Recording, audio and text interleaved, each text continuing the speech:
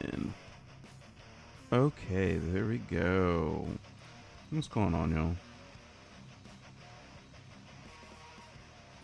I'm just scrolling through my stuff, looking for something to use as a screenshot. We'll get there.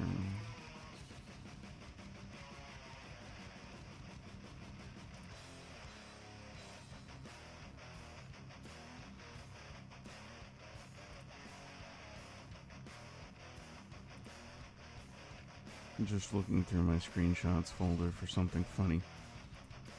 I think I've found my screenshot of choice for this stream and its thumbnail. Which I know is a weird reason to, like, be delaying a stream when it's like, why did you even go live, stupid?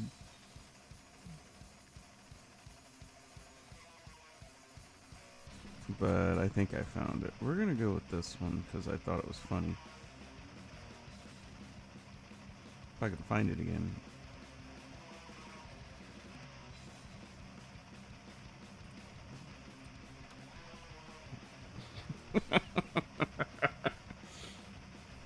We're not even reacting to Caleb Hammer today. That's the crazy part. There's not any Caleb Hammer on the, like, docket. But this is a funny little screen grab, so it amuses me.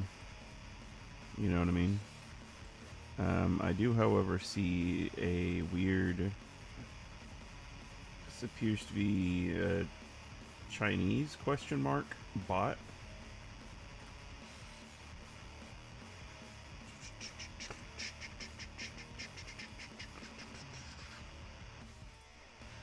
I really enjoy this, what do you call it? The copyright-free metal music. I'm really enjoying that. So, whoops, not what I meant to do. One of the things, basically today, we're just going to be doing a lot of reacting and stuff like that. And what I want to take a look at, there's a new trailer. Yeah, you can stop now. It's fine. You can do that. I could just turn it down, I guess. But there's a new trailer that's come out for the new Street Fighter movie. It just came out today, and I want to watch it. I have not seen it. I've seen like a couple of frames of it so far, which is literally just I clicked and that's it. Like I opened up the little tabby dude. I want this. So here we go. Here do we go. Let's see what we get. This isn't. Is it? Yeah. Okay. Let's take a. Let's do a little watching. See what we get. So this is literally the beginning of the trailer. Okay, so Ryu, Vega, Chun-Li, Dhalsim, Ken. Oh my God, he really shoots him up in the air. Let's see what we get. Bison? I don't like this version of Ken. First off, was that Tupac? Hang on. Let's watch the trailer and then we'll go back and rip it apart.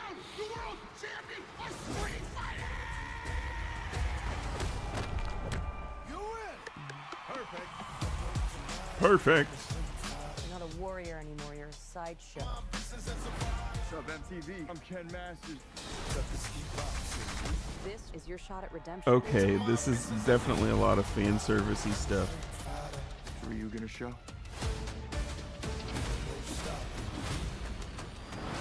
Oh my God, this is so silly. Maybe it's Ken's turn to be champion.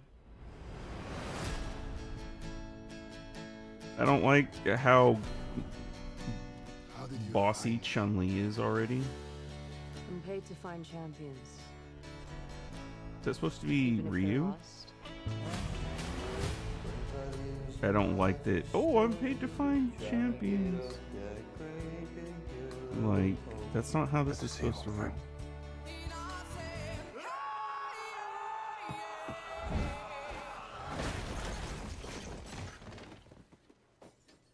Still reckless.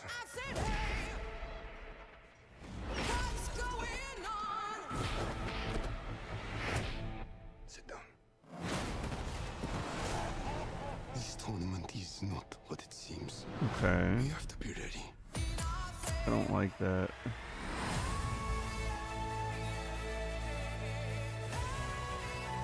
Is she attached to that by her hair? Everyone keeps going on about your thighs. I don't see what the big deal is. Agreed. Bitch, please!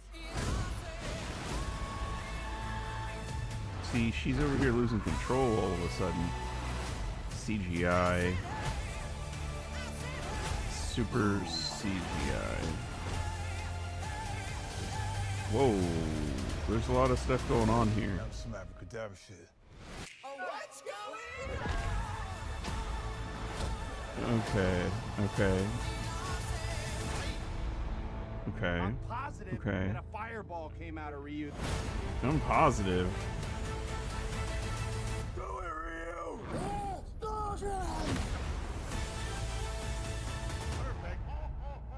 I like the cut-ins of the Street Fighter sounds, but now we gotta go back. We gotta watch this at like real slow speed. And I know that that's gonna be annoying, but we're doing it anyway, and I want you to know that we're doing it. We'll go quarter speed, and I think I have to mute this. Yeah. Okay. So obviously he's got the Hadoken going. All right, we got a little celebration here. Charging up. We got the Vega claws, and that looks like Ken's back. So it seems so far like Ken's probably the main character, I guess. This is Chun-Li versus. I assume that's one of the dolls. I don't think that's Cammy, is it? And she really doesn't have the thighs. Sorry, y'all. Of course, we've got Dulcim. Insane shot of him. I don't like this shot of her like screaming. Like, that's a little weird. That's presumably Chun-Li then, her boot. This is just a crowd. It doesn't matter. This is obviously Bison, so presumably we're going to see a decent amount of Bison and or Shadaloo. We saw him towards the end where his like eyes were rolling back into his head. Just kind of weird. It's freaky deaky. How long is this trailer? 3 minutes at a quarter speed? Jesus. Gathered here. Yeah. We see. I don't like this version of Ken with his long hair. He looks dumb. I like the original Ken. Thank you. I also don't know how I feel about the Tupac alikes. Well, it's partially Tupac alike, but it's because it's based on the song by Fabulous with Nate Dogg. You know, y'all can't deny it. I'm a fucking rider. You don't wanna fuck with me. Yeah, I don't like this actress is Chun-Li. Something about her vibe is just, I'm not feeling it. Because Chun-Li, as we all know, is supposed to be this super badass, like Interpol super cop. And this is more like, hey, I've been hired by Bison to get all the people together. He's not nearly big enough. Sorry. But for Guile, you got to bring in the big guns, and by guns I mean his muscles. The guns. He's not nearly big enough. His hair is though. His hair is kind of silly. I do not like this this design for Cammy at all. Although I suppose this means this is the doll's version of Cammy and not the one that works for the what is it, the SAS or whatever. Which it's not a bad design. Like the outfit is good. I like the outfit. I don't like her hair. It looks terrible. Absolutely terrible. These pigtails should not be off to the side. They're supposed to be longer and straight down the back. Like real long. And she's not big enough. Her thighs are not muscular enough. I'm sorry. And if you're going to be using this much CGI, you should probably like use it for stuff like that. 50 Cent having this hair is insane, but it's also very funny. Vega is probably the character that is the most Vega-like, which is a sad thing to say because it's just a guy in a mask. And I do not care for Eric Andre that much. Okay, so this is what's his face? The I don't know the newer characters from the newer games. This is El Fuerte or something like that. I assume from what is that, Street Fighter 4 or 5 or 6 or whatever. They introduced him in one of the last ones that I played, which I think was 4. Like Ken, he looks fairly, the actor, he looks fairly muscular there. Like he looks good. Why can't all the characters look like that though? At least. I don't understand why they've got him playing Dan, especially if Dan's not like fighting. I don't know how I feel about that. If they want her to be like this antagonist character, then that's fine. But basically, they've got her playing Raiden from the original Mortal Kombat, but as like kind of a rude, like, hey, look at me. I'm going to make digs at everybody, and that's how I'm going to get them to do the thing. Having Ken on MTV Cribs is hilarious, and also that's AI, isn't it? Is that not AI? Because you can't read that shit. That's AI. Maybe not. Sturdy love. That says love for sure. That's that right there. I-77. That looks weird. But then we got Ken beating up the car, which I'm a big fan of. Like this, that's some fan service right there. Where we've got the let me turn this back on while we're doing this. I'm gonna turn it down. So you got Ken beating that up, huge fan service. Then we got some sort of party, which has Ken at it, but none of the other characters seem to matter. I don't really understand it, but I'm guessing this is like Ken being the rich kid spending a bunch of money on some dumb shit, but he's like supposed to be the son of this like major CEO or whatever. He owns the company. He's like this rich kid who wanted to become a street fighter, but he's still a rich kid. Like that doesn't change. And then we've got 50 Cent as M. Bison, which that hair is so crazy. But 50 Cent looks alright here. Maybe not right there. That's probably not even his face. That looks crazy. Look at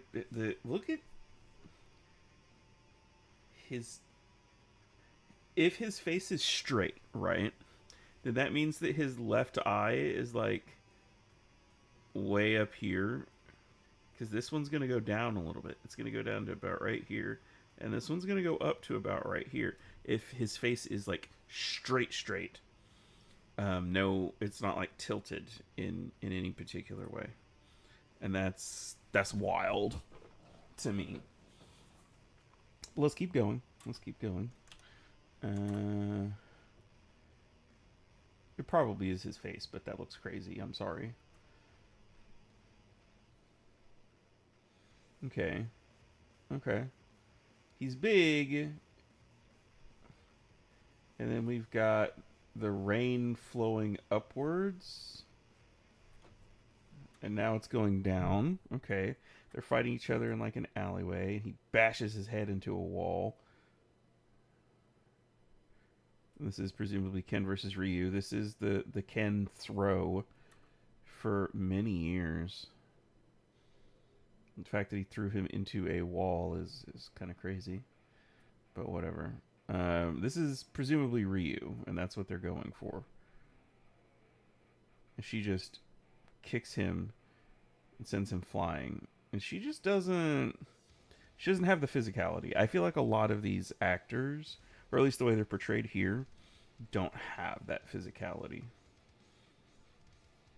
What does that say? World Warrior Tournament. Something. There's not even a shot of Sagat. Unintentional rhyme. And I'm gonna be honest. Well, let's go forward a little bit before I start talking crazy amounts of shit. Okay, so we're out here. These people are... I don't really know what they're doing, but okay, whatever. How did you find me? This isn't really Ryu's thing. The wandering part would be, but there's more to it than that. I'm paid to find champions. That's not really what her thing is. This looks good. I like seeing Zangief being a big dude, big muscular guy doing muscle guy things. Could he be even bigger? Yes, but he looks... He is... If you understand and accept that a lot of this, at least the in the, what was it, late 80s, early 90s when Street Fighter was made, a lot of this stuff was probably... maybe not necessarily impossible, but improbable to do with your physique. Without the use of steroids and stuff like that. Like, yeah, alright. Could they get someone even bigger? Like, I forget the guy's name, but the guy who plays the Mountain in Game of Thrones. Yes, because he's very tall, but he's also wide. Or wider as a bodybuilder. Which is about the only thing that he's missing. But otherwise, like, he's fine. He's adequate. That one doesn't upset me at all. I don't like this Chun-Li I'm an agent, presumably of fucking M. Bison, the man who killed her father. That's wild to me. So here's Ken drunk at karaoke, which I've never seen karaoke with like a disco ball glitter stage. 1993 World Warrior Tournament 2. This is taking place in the past, which, just to be clear, 1993 did not look like this.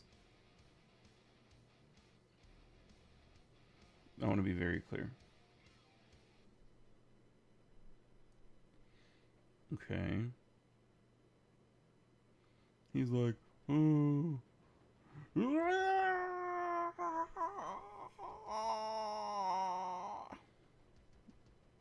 Not sure why the first thing he does is attack him like this.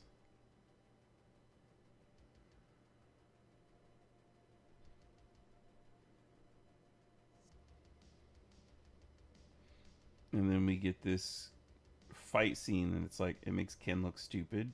and it makes him look insanely competent. Like he's, oh man, I'm such a total badass. I'm able to avoid everything. Oh man, look at me. I'm so good. Meanwhile, Ken's kicking this stuff hard enough to bust through presumably stone or partially stone wall, like paneling or whatever.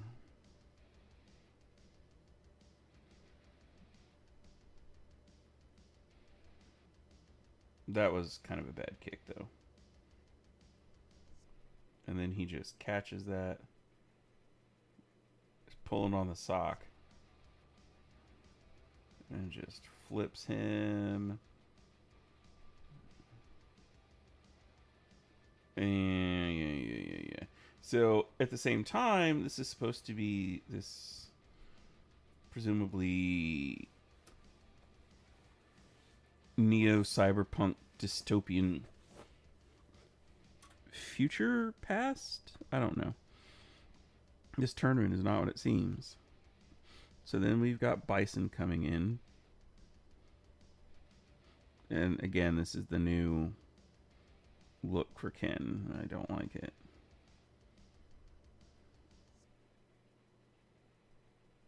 Ryu cutting his hair. And then we've got someone getting naked. I still don't know who that's supposed to be. Is that supposed to be Chun-Li? We got this lady hanging from her hair, which that's also very weird. She just paid to hang. She's just chilling. You get this same shot of Dhalsim, who has done nothing else. Right? Then you've got Guile versus Vega. His hair's a little too big, but it's not wide enough. Everyone focuses on the verticality, not the width. But then we've got the Sonic Boom. Not Sonic Boom, Flash Kick, excuse me. That I just embarrassed myself. Oh my god. 24 XXIV. Something Covenant? Everyone keeps going on about your thighs.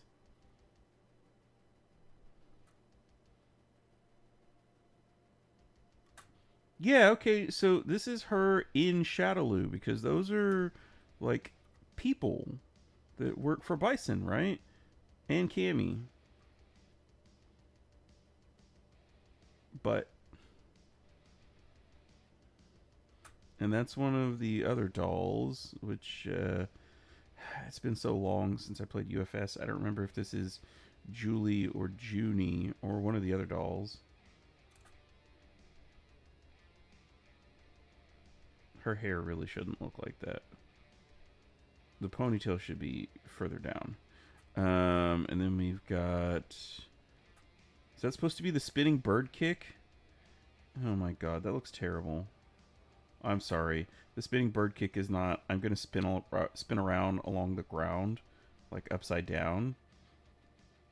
I'm supposed to spin through the air.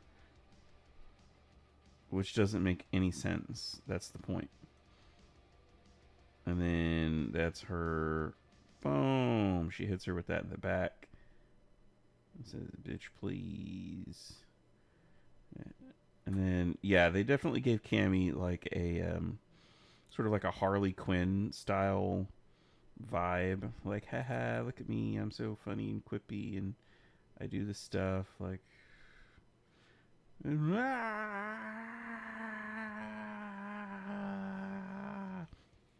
she's mad. There's Ken and Dan. There's Ryu, who's in a jail cell.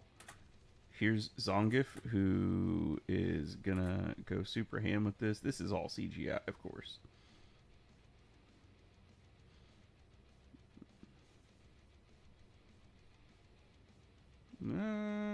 Here we got Honda for the first time. That's Ryu, I assume. There's more Ryu. He's beating up a guy in a beret. Here's more Ryu with Guile, who's just saying boom. Kicks Vega in the face. Kicks him again. Kicks him again. So that's supposed to be the lightning kick, I assume. Here's Vega doing Vega things. And then you've got Bison, whose eyes just roll up into his head. Then you've got a quick shot of Akuma with his Dark Hudo.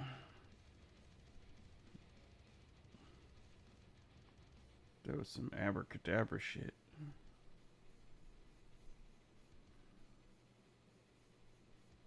Then we've got the old Ryu and Ken stuff. Although Ryu never would have been like, hey, look at me, I'm gonna go drinking. Like, that's not his thing. Then we see this shot again.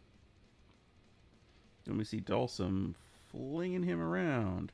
Bison, who does not look very imposing at all, throwing people. You get a quick shot of Blanca busting out of the ground, where Blanca actually looks kind of big.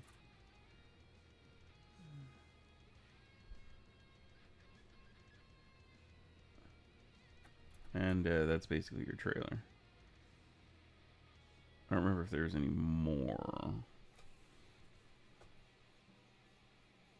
Let's speed it up here, shall we?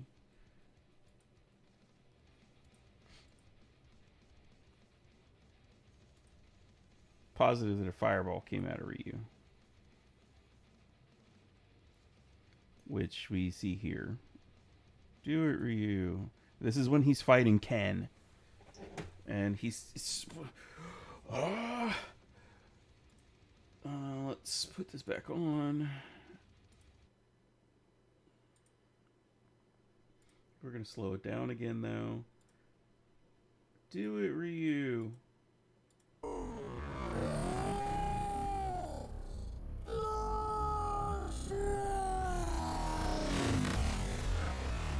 That's supposed to be him saying Hadouken. What?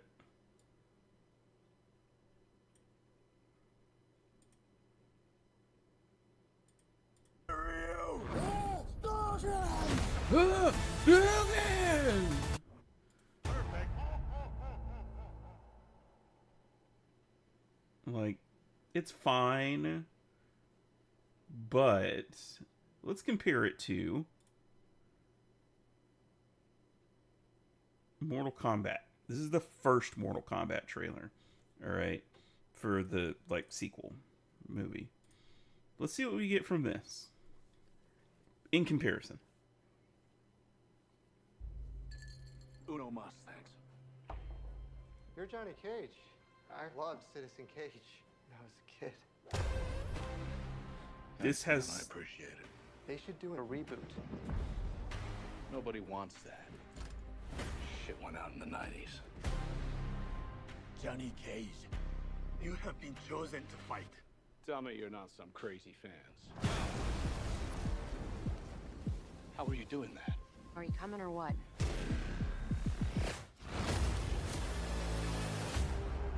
This has a similar kind of, hey, we're gonna pick a hero and this is the hero's journey, whatever. Like, obviously Ken was like the guy in the Street Fighter one, until towards the end where it was a little more, hey, look, we've got Ryu and Ryu's gonna do stuff. This is clearly a Johnny Cage trailer, just to be clear. Where the hell am I? Johnny Cage is the new hero, which is kind of weird because in the first Mortal Kombat reboot, because this is Mortal Kombat 2, in the first new movie, it's so weird saying that, and they had a random fucking OC new character that they created, and then at the very tail end of the movie they teased like a sequel with like a Johnny Cage thing. So It's you called got Mortal Katana. Kombat. This is actually kind of reminiscent of Mortal Kombat, the original from like 1995 or whatever, where it was a very similar deal with Johnny and like Sonya and everyone else. Like, oh, hey, they're newcomers. They don't know what's going on. It's a very similar deal. It's a fighting tournament. To the death. It sure is. Fuck that. That's the day before my birthday. For the fate of your world. Obviously gonna go see that. You dickheads in or what? Okay. The guy they got to play Kano, I love. He was so good. He was so good. However, I do not like that this is who they have playing Jade. Jade is my favorite Mortal Kombat character. And to see that they brought in the model for fucking Intergalactic, it's like, oh my god. Not some champion. I don't have You got Metal Arm transformer Jax. Or shoot lightning bolts. This shit's got nothing to do with me. Yeah, you're just a guy. I'm an actor. I find you annoying. Not the face.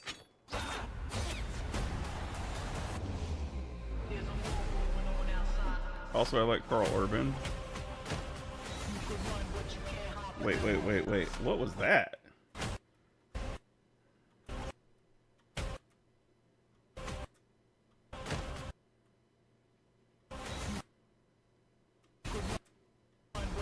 Is that supposed to be Jax?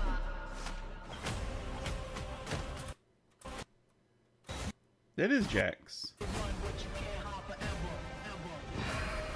Sindel. Oh, we got Scorpion coming back. To become the hero you were meant to be. Anyways, this is a Shao Kahn one. You big ugly fuck.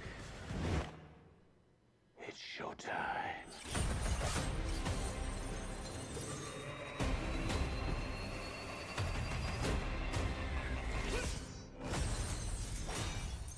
Is that Noob?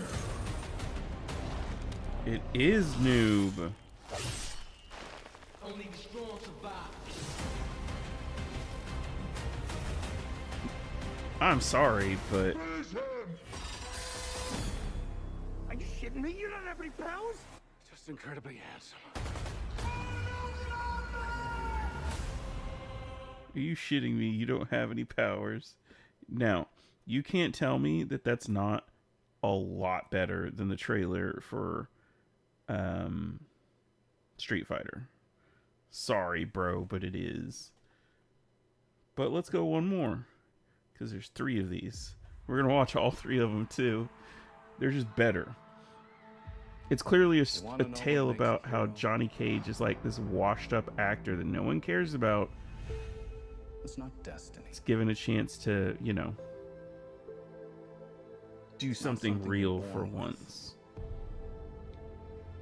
It's searching for greatness.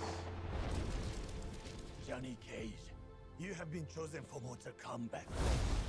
Then realizing you've had it in you this entire time. Also, I love Carl Urban. Whoa!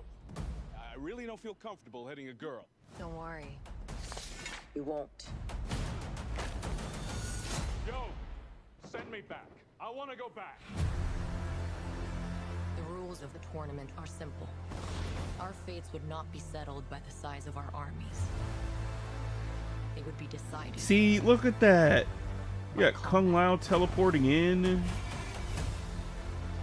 Like, this is super I'm sick. some great warrior. I'm not some champion. This is a war for the fate of your world.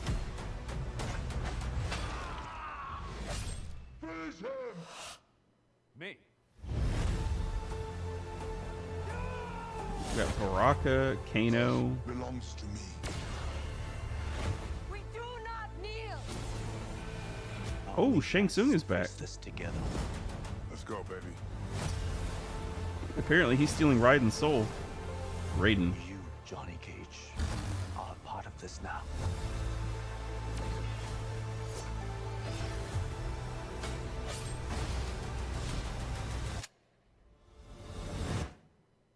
It's showtime. Get over here!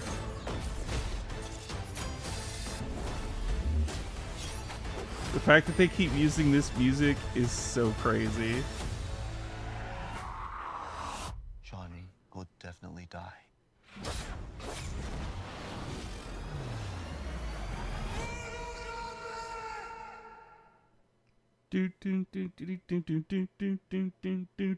This is a new one I haven't seen yet. There are 8 billion people on this planet. Which it just came out 6 days ago. That's why. and Mortal Kombat is upon us. If I we lose love one more him. time, He's so great. the Earth is gone. Wait, what? I wasn't listening. If we lose one more time, the Earth is gone. Oh yeah, they're basically going for the OG plot. This is a war for the fate of your world. Oh shit, they brought the music back. Now would be a good time to use those powers, mate. You wanna know my power? I am Johnny Cage. Ah, we're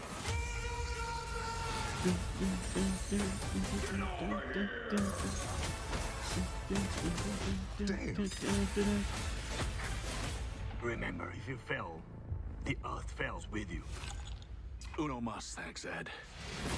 Oh my god, they put Ed in the game, the movie, in the game. Oh wow. I saw Quan Chi. I recognize a bunch of these characters. I am reborn.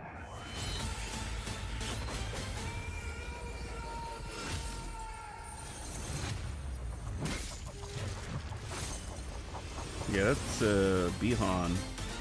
Mortal Kombat 2 rated R. Get tickets now. Experience it in IMAX. Movie theaters May 8th. Okay. Let me see. Can we get the original trailer from 1995? Man, this is a classic film.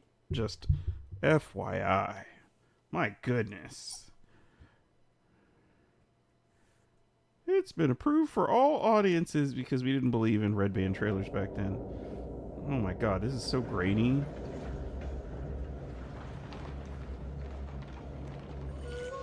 This is in all the P's that they had. In each of us, there burns the fury of a warrior.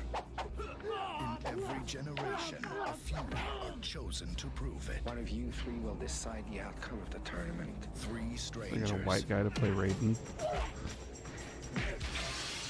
will travel to the mystical realm of Outworld to defend our people against Shang Tsung. You will die. And his forces of darkness. In an ancient tournament. One more victory. Your soul It's mine. He was so good. World is theirs. It has begun! He was so good.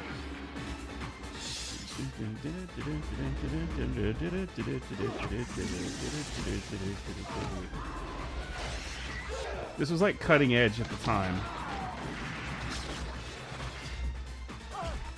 You can't run from me, Shang.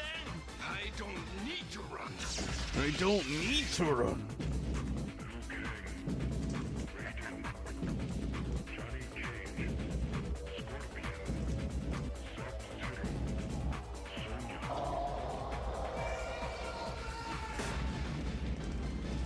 They did this so well.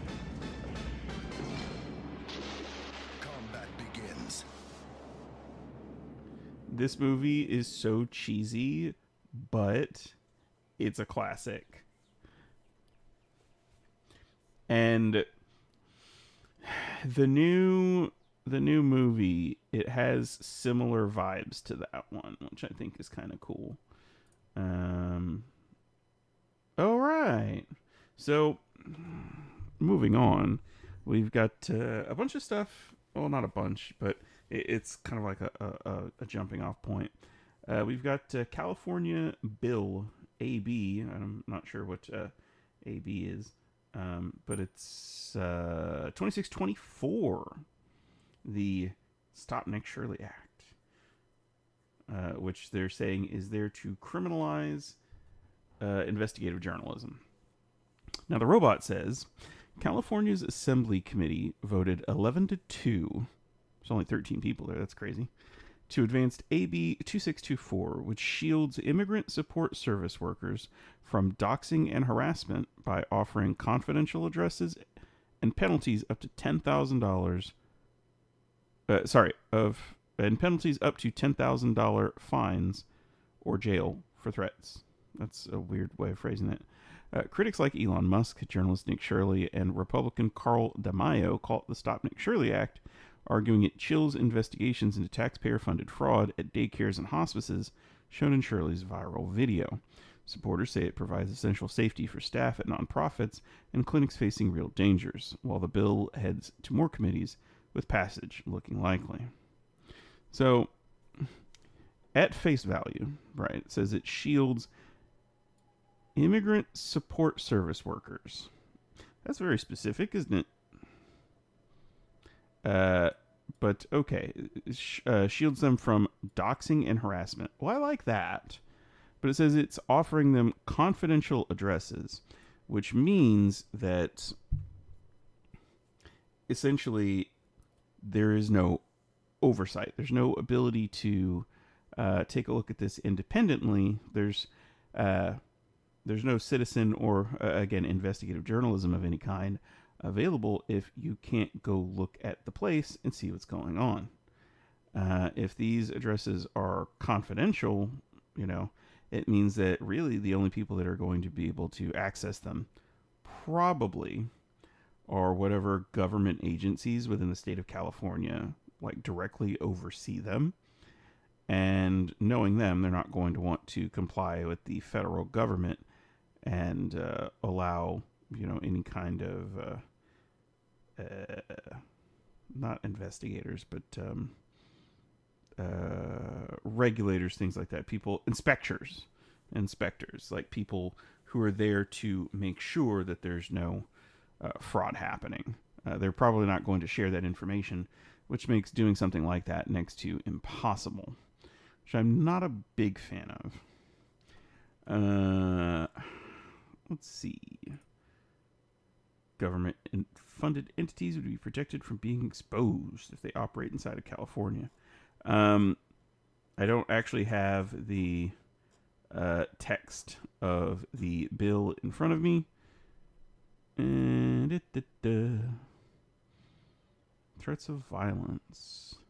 When in fact it would apply to any left-wing group that claim to provide any services to legal or illegal immigrants.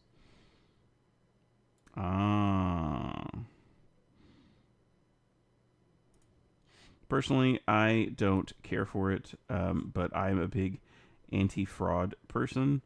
I don't care what state it's in. I don't care if it's in California or Florida or Texas or Minnesota or New York or Dakota. I don't care. I want to see it all stop. And the idea that we're going to pass laws to make it more difficult for the average person to go to a place of business or to some sort of like an NGO or something like that, like a nonprofit, to take a look at what they're doing to make sure that everything's on the up and up. I don't like that. You can say, oh, well, it's designed to protect them so that they're not being doxxed or whatever. But if it's a public service, are they being doxxed? Like, the individual person who works there should not be, obviously. But I have no problem with people showing up to the business and saying, hey, here's business A. They're receiving X amount of money for, Y service or whatever, and they're not actually providing that service. Or to show that they are, whatever. I don't care. I don't like stuff like that. When you create cut out like exceptions for things, then you create an ability for people to basically just do whatever they want, or maybe not whatever they want, but when you remove that kind of oversight from stuff, when you criminalize, hey, like health inspections, for example, at like a restaurant. If you were to make it criminal for people to show up, and we're talking about like a health inspector or something like that, if you made it criminal for a service whose role is to ensure that places, like auditing, basically, to make sure that places are providing, services that are appropriately, safe or whatever. I know I've worked for restaurants and things like that before. One of the things that they have right now is I believe it's a company. I don't think it's like a government agency, but there's this thing called EcoSure, and what they do is they go by and they make sure that you're following, whatever the local laws, codes, restrictions, guidelines, whatever are regarding like food safety. And it's really simple stuff like, hey, are the employees washing their hands before they're, making food? Are they wearing hairnets? Are we storing things the appropriate height off of the ground so that pests can't get to them in the event that there are pests? Are there pests? Are things being held at appropriate temperatures to prevent the spread of like foodborne illnesses and things like that? If you then made it so that sort of thing is illegal, so the only people that can provide any sort of oversight or whatever to these businesses like restaurants, for this specific example, if you made it so that the only way to provide any kind of oversight to that is it's the government,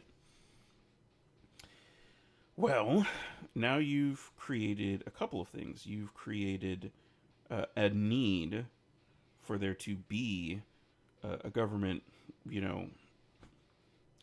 not necessarily agency, but like a body that oversees that type of business, which means you're expanding the power of the government, which means you need to pay people to, work in that agency or office or department, whatever, which means you need more government revenue. You need to increase that, which typically is going to lead to, an increase in taxes or whatever. But again, that's, sort of a long-term thinking, not short-term, because they'll have to do something to make up the budget deficit created by hiring these people. Alternatively, let's say that you don't hire any people to do that and you just keep whatever existing staff you already have for like health inspections and stuff like that, and you don't like get more, which, there's already a health department that comes by to make sure that you're doing stuff like that. If it's just the health department, well, now they have to visit places presumably a little more frequently, right? Or if they're the only ones that are doing it, well, they now have more places that they have to go, which means that they're more likely to get backed up, which means they'll go to places less frequently.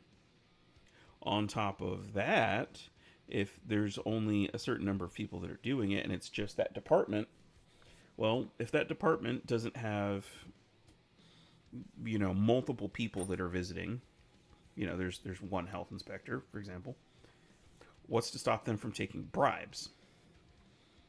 Oh no, you found a rat in my kitchen and it would shut me down, but, here, I'm just going to give you some money. Excuse me, hiccuped. I'm going to give you some money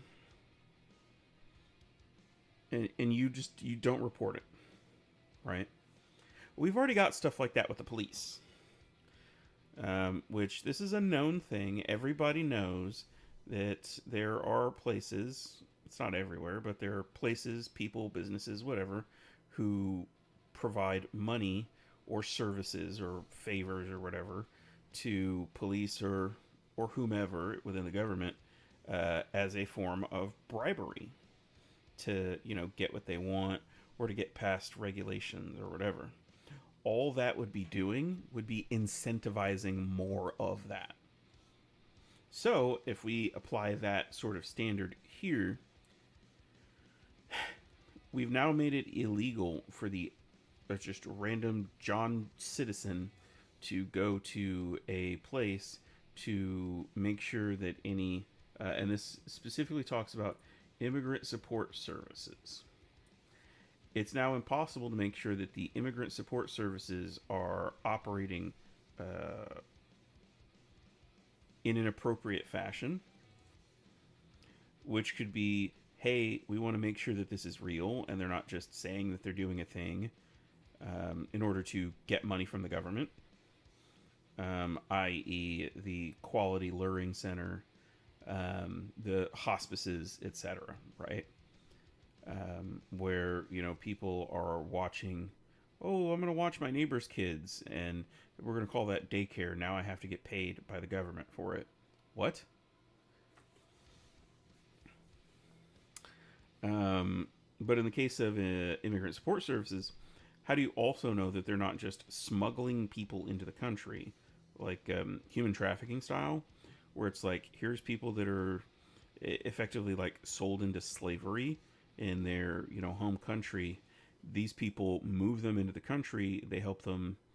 I say help. They help whoever's trafficking them to get them appropriate documentation and things like that, and then they just sell them off to whomever. If you have no independent, i.e. non-governmental oversight, stuff like that can happen. That's not necessarily to say that it is happening or that it will, but it can. Because the average person can't be like, hey, here's a thing that I saw that was weird. You know, government shows up. Well, if they're getting paid all of this money, they can just bribe whoever the inspector is, or the government investigator or whatever, right? So it sort of defeats the purpose, doesn't it? Independent oversight is really important to make sure that everything is kept, you know, on the up and up, the straight and narrow.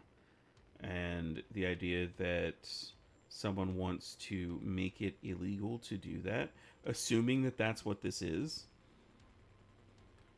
no good. But again, best possible interpretation is it's trying to prevent people from doxing, like, in the individual. You know, like if you're at your job working for one of these places and someone comes by with a camera and, you know, they post stuff on the internet or whatever, and then someone finds out who you are and posts like your home address online, that's not cool. And whoever does that should be jailed or fined or whatever, right? Like 100% I agree with that. And that's like the best possible interpretation. But that's doxing, right? Harassment, well, harassment's sort of like beauty. It's sort of in the eye of the beholder. You know, if someone says, hey man, I think you're stupid and ugly, is that harassment? No, it's them being rude, they're insulting you. But is it harassment? Should they go to jail for that? No. And while that's a very extreme case, if you just call it blanket harassment, well then harassment is, realistically, it's defined by the person on the receiving end. And they can say that, hey, they're harassing me because they, you know, don't like that you said that they're stupid and ugly or whatever, and now you're screwed. I've seen some stuff in the UK where, you know, people post tweets or whatever, or comments online that people don't like, and then they say, oh, you know, I felt like I was insulted or demeaned or, you know, whatever. It's essentially just mean tweets, and people are getting arrested by the police for that, and I don't think that that's appropriate or acceptable at all. And this is very similar to that, where you've created a means for that to happen. And again, that's not to say if they pass this, then people will be getting arrested for mean tweets. It's sort of like a domino in the chain. It's opening it up for that possibility. Because, you know, does it stop here or does it keep going? So, I don't know. What I am very interested in watching, however, is this video by Tyler Oliveira. Oliveira? I don't know how you pronounce his name. But my understanding is that this video is about the city that or at least it features the city that I work in. It may or may not have the city that I live in. I don't know. But I know one of the places that he visits here, because I saw a clip of this. It's just like a 2-minute clip or whatever online on Twitter or whatever. He was at a place that's not very far from where I work. So I'm very interested in watching this to see not only is there, anything that I want to see how accurate it is, kind of have an opinion, but I also want to see, is there any place that I know, or are there any people that I know in this video? I'm very interested. Am I in the video? Did Tyler Oliveira see me? Like, oh, hey, I'm just minding my own business. I'm doing my thing. And he happens to catch me on camera as, like, in the background, like, these people over here, or this guy. Like, you know what I mean? So Frisco, Texas, a once I'm very quiet farm interested. town turned home to one of the largest and fastest growing Indian communities in America. Where are you from? Very interested From India? in this. I'm from India. South India. I'm an H-1B. I'm into IT. Motherland India or Texas, USA? Obviously, Motherland India. Obviously. Obviously, Motherland India. As the Indian population exploded from That one's 3% Costco. to 33% of the population since the year 2000, many Texans are outraged, declaring there has been an Indian invasion. But how are all these Indians coming to Texas? And is Frisco... One of my coworkers is Indian, and he heard about this. There was a town hall meeting type thing about the H-1Bs and the Indian population and stuff like that. And he got really mad because he basically... I'm not sure if I can correctly paraphrase his argument, but it essentially boiled down to the things that these people were saying are racist, and he said it came from a place of racism, therefore it's bad and they're wrong. I'm actually going to be right back. Before I finish that thought, I need to refresh my beverage. So, one moment, please. I'll be right back. Ooh.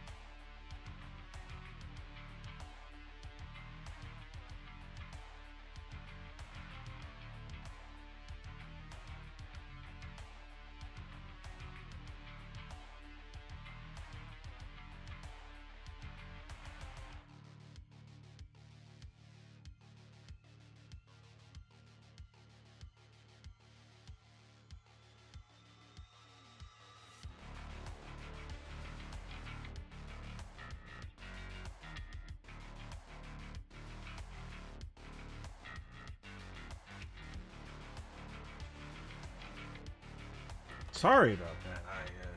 That took longer than I was expecting. Whoa, what is this? 80 people. Holy shit. Welcome, Raiders. How's it going? Jesus. Okay.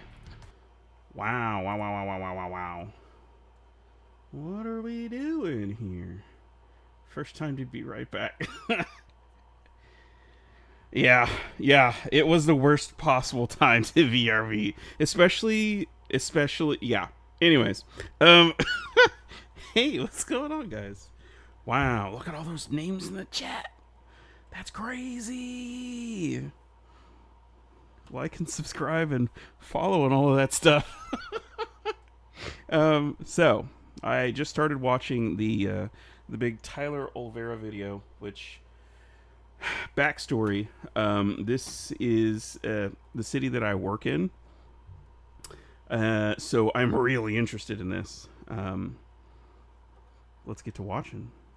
The only town in Texas where Indians are seemingly spawning out of thin air. I pulled up to the Frisco Town Hall meeting. Okay, so this is kind of what set all of this off. I remember seeing on the I almost said the cover, the front page of the Dallas Morning News, and it was big because it was above the fold.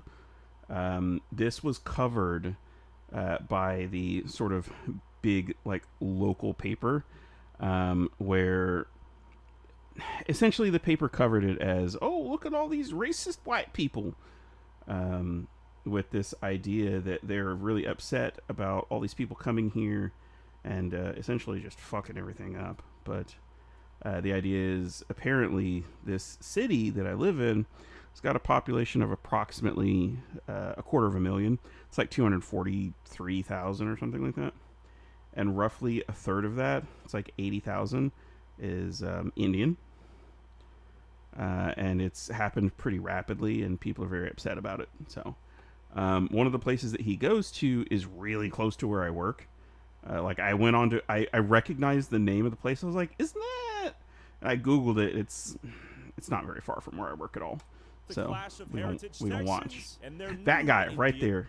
That guy. Frisco Town Hall meeting to witness the clash of heritage This guy was in the shot on, like, the photo on the newspaper. And their new Indian nation. This guy is running for, I recognize his photo because he has, assuming this is who I think it is, he's got a, like, one of his signs, his campaign signs, on the edge of, like, our property. He's running for, I don't think it's mayor, but it's something along those lines. His name is Shri something. Give me a second. I can tell you because I sent a photo to my friend. I was like, this is crazy. Although it was an old one. It was for February, I think. Did I send it to my friend individually? I don't think I did. Let's keep scrolling. Yeah, if I'm not mistaken, his name is, I'm pretty sure I can say this because it's a public official. His name is Srikanth Reddy. And what struck me was the cowboy hat. He's running for city council. We need more or less H-1B people here. We need a lot less. Why? Oh my God, Dutch. You're trying to get me banned. I worked in IT. I have 2 master's degree. I was making over $100,000 a year. They said, you're too expensive, we're going to hire an Indian. But I haven't been I don't able to remember find a job seeing in Tyler, 19 but cents. maybe I And did. It's really sad. And one of the things I said, I might be in this video somewhere. I don't know. Another home in Bangladesh. I don't have another home. I can't move to Somalia. I won't be able to live there. I'll die. This is my home. The devil would say, well, you're racist. That's racist. I'm not a big fan of that Confederate flag, but I get it. I am racist. There's been a takeover in Frisco of the Indian H-1B population and a lot whistleblower. of concerned citizens. This is and I'm leading the Costco. way asking questions. And I made this because corporations own Frisco. That's I'm true. A lifelong Texan turned Corporations T-Mobile whistleblower. do I started talking own about H-1B Frisco. because T-Mobile uses H-1B to employ foreigners while they're laying off Americans right down the street. You know, the Indian population in Frisco has exploded 33% of the population over the past 20 years. He's at least trying to look Texas-like. 4,510% He increase. isn't And, you know, doing there might well, be a lot but of people here that are coming here legally, but there also seems and to that's be, just it. some red flags. Something that I learned. I've only seen a couple of clips of this video, but one of the clips that I saw was that apparently, and this is all alleged because I don't fucking know, but apparently bribery is like a big deal within the culture in India, and it's, you know, this idea of getting one over on people and stuff like that. The idea of, you know, hey, I'm just going to put on a hat and people will think that that's like good enough, right? Right?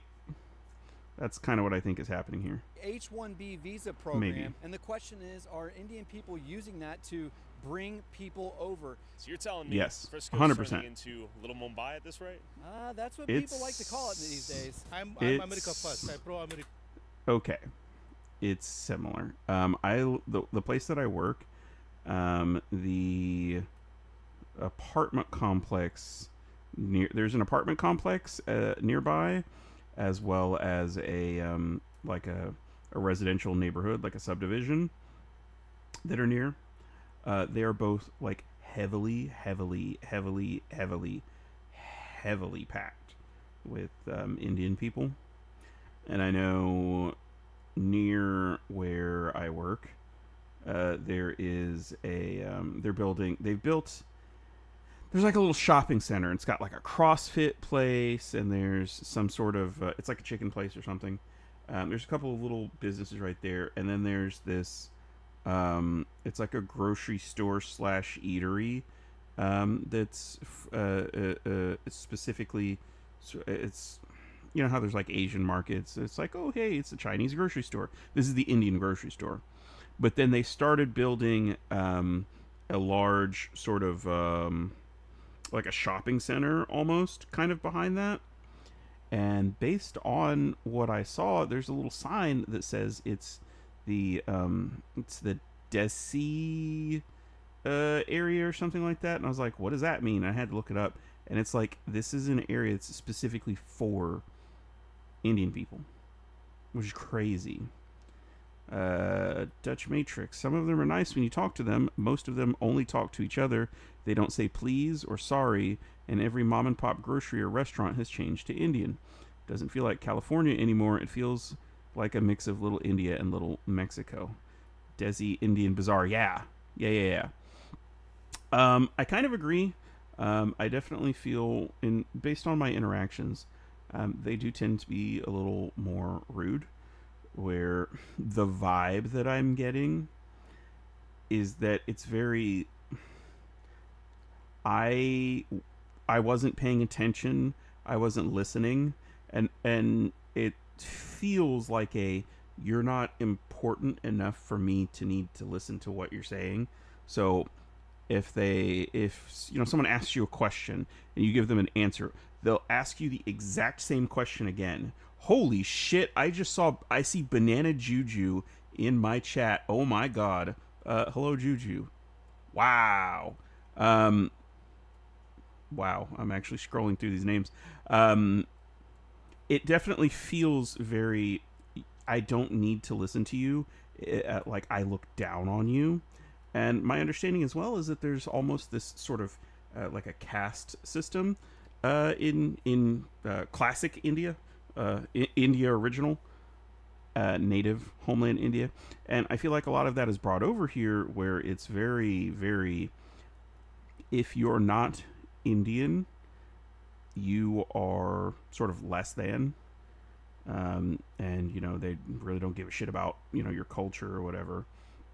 And you're right, there isn't very much please or I'm sorry or even a thank you. If you talk to someone, you can say hello and they'll just start yapping at you about, whatever issue they're having or whatever. There's not even a hi. Which, as an American, I understand, not everybody wants to be your friend or whatever. And that's fine. They don't have to be. But it is being kind of a dick to, have someone say hello or, hey, how's it going? Or, whatever. And to not respond with something really simple to acknowledge the fact that they've spoken to you. Many times, the only time I get actual responses from Indians if they like bumped my car or something, and I'm obviously mad. And then they are scared because I have like at least 40 or 50 pounds on them. Yeah, kind of. And I'm gonna be honest. It feels like a lot of that is performative, like very say the thing that you think that you need to say to get out of the situation, not because you actually feel that way, but because you don't want to deal with it. You're being very performative. You say what you have to say to resolve the issue or whatever, and get on with your life because it's not important enough to you, but you know that you can, whatever. And I know there's a convenience store that I go to, and I've overheard the people that work there talking about how, a lot of people will come in. We stopped selling alcohol after midnight here in Texas. There will be specifically Indian people that will come in, at 2 or 3 o'clock in the morning trying to buy beer, and they're, trying to bribe them in order to get the sale. Hey, what if I give you, $20 or $30? What if I give you some beer? Whatever. And it's, I don't know, man. I think it's a good sign. People whoever has done the fraud, they should be brought to the justice. I don't like fraud. Let me be very clear. I'm super duper anti-fraud. I don't care who you are. I don't care where you're from. I don't give a shit about your skin color or your culture or your nationality, whatever. I don't care. I don't like fraud. If you're coming here to do fraud, I need you to get out and go back to, whichever country it is that you're coming from, assuming that you're an immigrant. And if you're not, I need you to go to prison. Prison forever. I don't like fraud. I don't like that my tax dollars, I work my ass off. I don't like that the money that I make is going to fund a bunch of dumb bullshit, like the infinite construction projects up and down the road. Like, how is it that we still have cracks and potholes and stuff like this? Why is it that you can't fix these simple issues, but you can take my money for a bunch of dumb crap all the time? Like, no. Sir, I don't make the price of the item. I'm a minimum wage retail worker. I'll have to ask my manager. And I'm now running for the Justice of Peace in Texas. Justice of Peace? Yes. What's your name? Martin Padetti. Martin Preti. Yeah. I want everybody to enjoy the life, but at the end of the day, we want to do it right. My beef isn't with the Indian people. It's with the system that are allowing them to do what we're experiencing I agree. here. Is there sufficient talent in America? Do we need infinite H-1Bs, so to No, speak? we don't. We do have enough talent in America. It's very simple. All you have to do, if you say that there's not enough talent in America, fucking teach people to do the thing that you need done. It's not that fucking difficult. Oh man, we need more people working in tech. Teach them how to fucking do it. Maybe, just maybe, if the government wasn't involved in student loans and stuff like that, subsidizing infinite student loans, then your various universities and colleges and stuff wouldn't raise the price of tuition over and over and over again. I actually looked, let me see if I can find it. I made a tweet about that shit a couple of weeks ago, where maybe it wasn't even a couple of weeks ago, honestly. Twitter. Sorry, I realize I'm super disjointed, like I'm very spazzy. You get used to it. I don't care Republican or Democrat. I won't vote for them. They have too much in-group preference. I don't care about party lines that much. I care about the policy. Let me see. This is my post. Where is my post? I haven't been getting on Twitter that much lately. Although I love the Japanese stuff that's happening. The Japan and America crossover. I love that shit.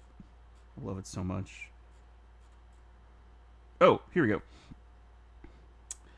When I was in high school, okay, I was accepted. I only applied to 2 schools, and I was accepted to both of them. I applied to the University of North Texas. I was going to double major in computer science and psychology. And I ended up deciding that I didn't want to go there because I learned that Dr. Phil went to the University of North Texas for psychology. And at the time, now I've kind of I've come to, I'm not going to say that I regret that decision, but I've definitely changed my opinion on this. At the time, I was like, well, I'm not going there because Dr. Phil is a hack, right? I definitely feel very differently. I don't think he's a hack so much at all. I think that I was just too dumb to understand the idea of he's just saying a bunch of stuff for, you know, the media or whatever. But he's spitting fire here lately. But I was also accepted to Stanford. When I was accepted to Stanford, and I pulled up the numbers on this, the 4-year cost was $170,000. Okay. Which was, God, what was it? It's like 40 something a year, give or take. Adjusted for inflation in 2026, that would be $275,000. That's $250,000, over $250,000. Which is a lot of money to go to school. Which, for Stanford, I was going to double major in computer science, and something that, to be fair, would be a useless degree today, which is Japanese history, because even back then, I fucking loved Japan. The current cost, 4-year cost, and I had to look this up, for Stanford for 4 years, is approximately $390,000. In today numbers, which is about $115,000 more than it would have been just adjusted for inflation. So it's just risen for no reason. We don't need to talk about how long ago that was, because I'm getting old as shit. We have plenty of Americans to do these check jobs. Yes, sorry, I gotta get back to my original point. Holy shit. You can teach people to do these things, but if you don't make it more affordable by cutting the government out of that completely, no one's going to be able to afford the student loans, since no one's currently hiring in tech really right now, not like they used to be.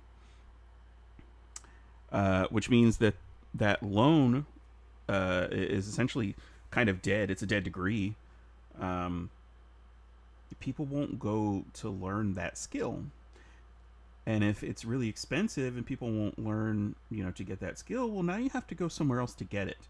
And the kind of other part of that equation is that companies can, and I'm pretty sure that Dutch is about to say this as I read the rest of this comment, companies just want to hire H-1Bs for half the price and more control, because they can make them work a lot more hours and harder, or else they threaten to send them back to India. Yes, that's exactly correct. That's California state schools, and that's not including interest. Yes. The idea with H-1Bs is you can pay them less money and work them harder for more hours and force them to do more things, because they can't fight back. They have effectively no rights, and if you let them go or whatever, then they got to go back home or find someone else to sponsor them. The company has all the power there. And it's like, why would you want to hire an American who wants to work for X amount of money or whatever, if you can instead just, why don't we just hire, 10, not 10, it's probably 2. Instead of hiring these 2 Americans, why don't we hire 3 people from India? That's simple math. Especially when the people from India will have to work harder and longer for less individually. You're going to get greater output for the same amount of your input. And I don't like it. I don't like it at all. But again, it's another a situation where we've created a system where there's no, oversight for that, where these companies can just kind of do what they please. I strongly believe. I hate that shit. The Americans landed on the moon when all of these H1 was even born. To be fair, we did borrow a few Germans. You see, we got a lot of natural. Allegedly, we went to the moon. Americans, right? So they also getting laid off. I don't know. Do you think there should be a strong limitation on the number of H-1Bs? I am advocate for the right. My coworker is Indian, and he said that this town hall meeting that we may or may not see in this video if I ever stop interrupting, he said that this town hall meeting was it came from a place of racism, because it's about, oh, these people are coming here and they're taking our jobs, and he pointed to that guy in the wheelchair and he was like, is he working for a tech company? I don't think he's working for insert place here or whatever. And he seemed to have a problem with the way the argument was phrased and not what the argument was, because he, as an Indian guy himself who was born and raised here in America, he was like, it's becoming really heavily gentrified and they're not assimilating into the culture and stuff like that. And it's like, okay, so you agree with their argument, you just don't like how they said it, which is kind of dumb to me, in my opinion. India is a great but what do I country. know? We respect I'm just some pluralism, asshole, right? And most of Indians, they enjoy the American part of the American society. And I know you guys like the Indian food a lot too, right? This is true. I do enjoy tikka masala. Yeah. If we turn Never had away it. from God and the I have never had Indian food in my life. Word of God, if we worship these Indians, these Somalis, if we just give everything to them, willing to cut your own throat. Okay. Whoa, I did not want to turn that shit on. Nor did I want it to be in Arabic. I only speak English and like a teeny tiny amount of Japanese. Very small. I'm not a big fan of the Confederate flag, but I understand that for a lot of people, it's not about, oh man, I fucking love slavery so much as it is Southern pride in like the history of the South, right? When it comes to American history, like obviously the North was in the right with slavery, which was terrible. But overall, especially in the modern day, the South is infinitely more based. Sorry. We'll die. I'm a Southerner though, so. The employers, those are the people who have to investigate it. Agree. Even one of my friends in Dallas, Agree. Most of Indians, they'll follow the A lot practice of the caste. If you're not Didn't I say that shit? I think that for a lot of the people that are coming here, they see an opportunity and they're going to get in on it, take advantage of it while they can. And it's not their fault. It's the people who are allowing it to happen. not in the same caste, they will let you go. It happened in Dallas. So casteism is happening here in Texas. Yes, absolutely. I have my heart for all immigrant people, but man, we got to do it the right way. I want to ask you, infinite legal immigration, though, will still alter the fabric of any... I have been wanting to make a video about mass migration for a long time. I don't know how to approach it. I have the idea, but it requires... It's going to be kind of one of those like little drawing type things, sort of like home math, but I'm not very good at drawing. Mass migration is bad for any country. It doesn't matter where the people are coming from. It's bad for the destination country. And I don't care what country it is. I don't like it. I don't like that I'm seeing a lot of people here, and this is gonna mark. This is my moment where this is a wrap. It's the end for me. I'm gonna be marked as a bigot and a racist. I do not like that more and more here, where I live, people are looking at me like I'm a piece of shit because I don't speak Spanish. People will walk up to me and start speaking Spanish. I'm like, huh? Like, I don't get it. I don't understand.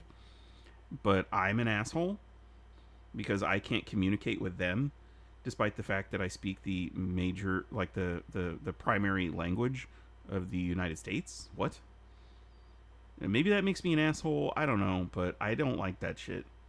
I do not like the entitlement of, hey, I've come to this new place.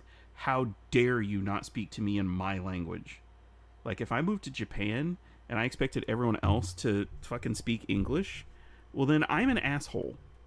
There's a reason why in the past, especially in Europe, France in particular was really bad about this. This was a stereotype about the stupid American tourist, where it's like, why isn't everything in English, there?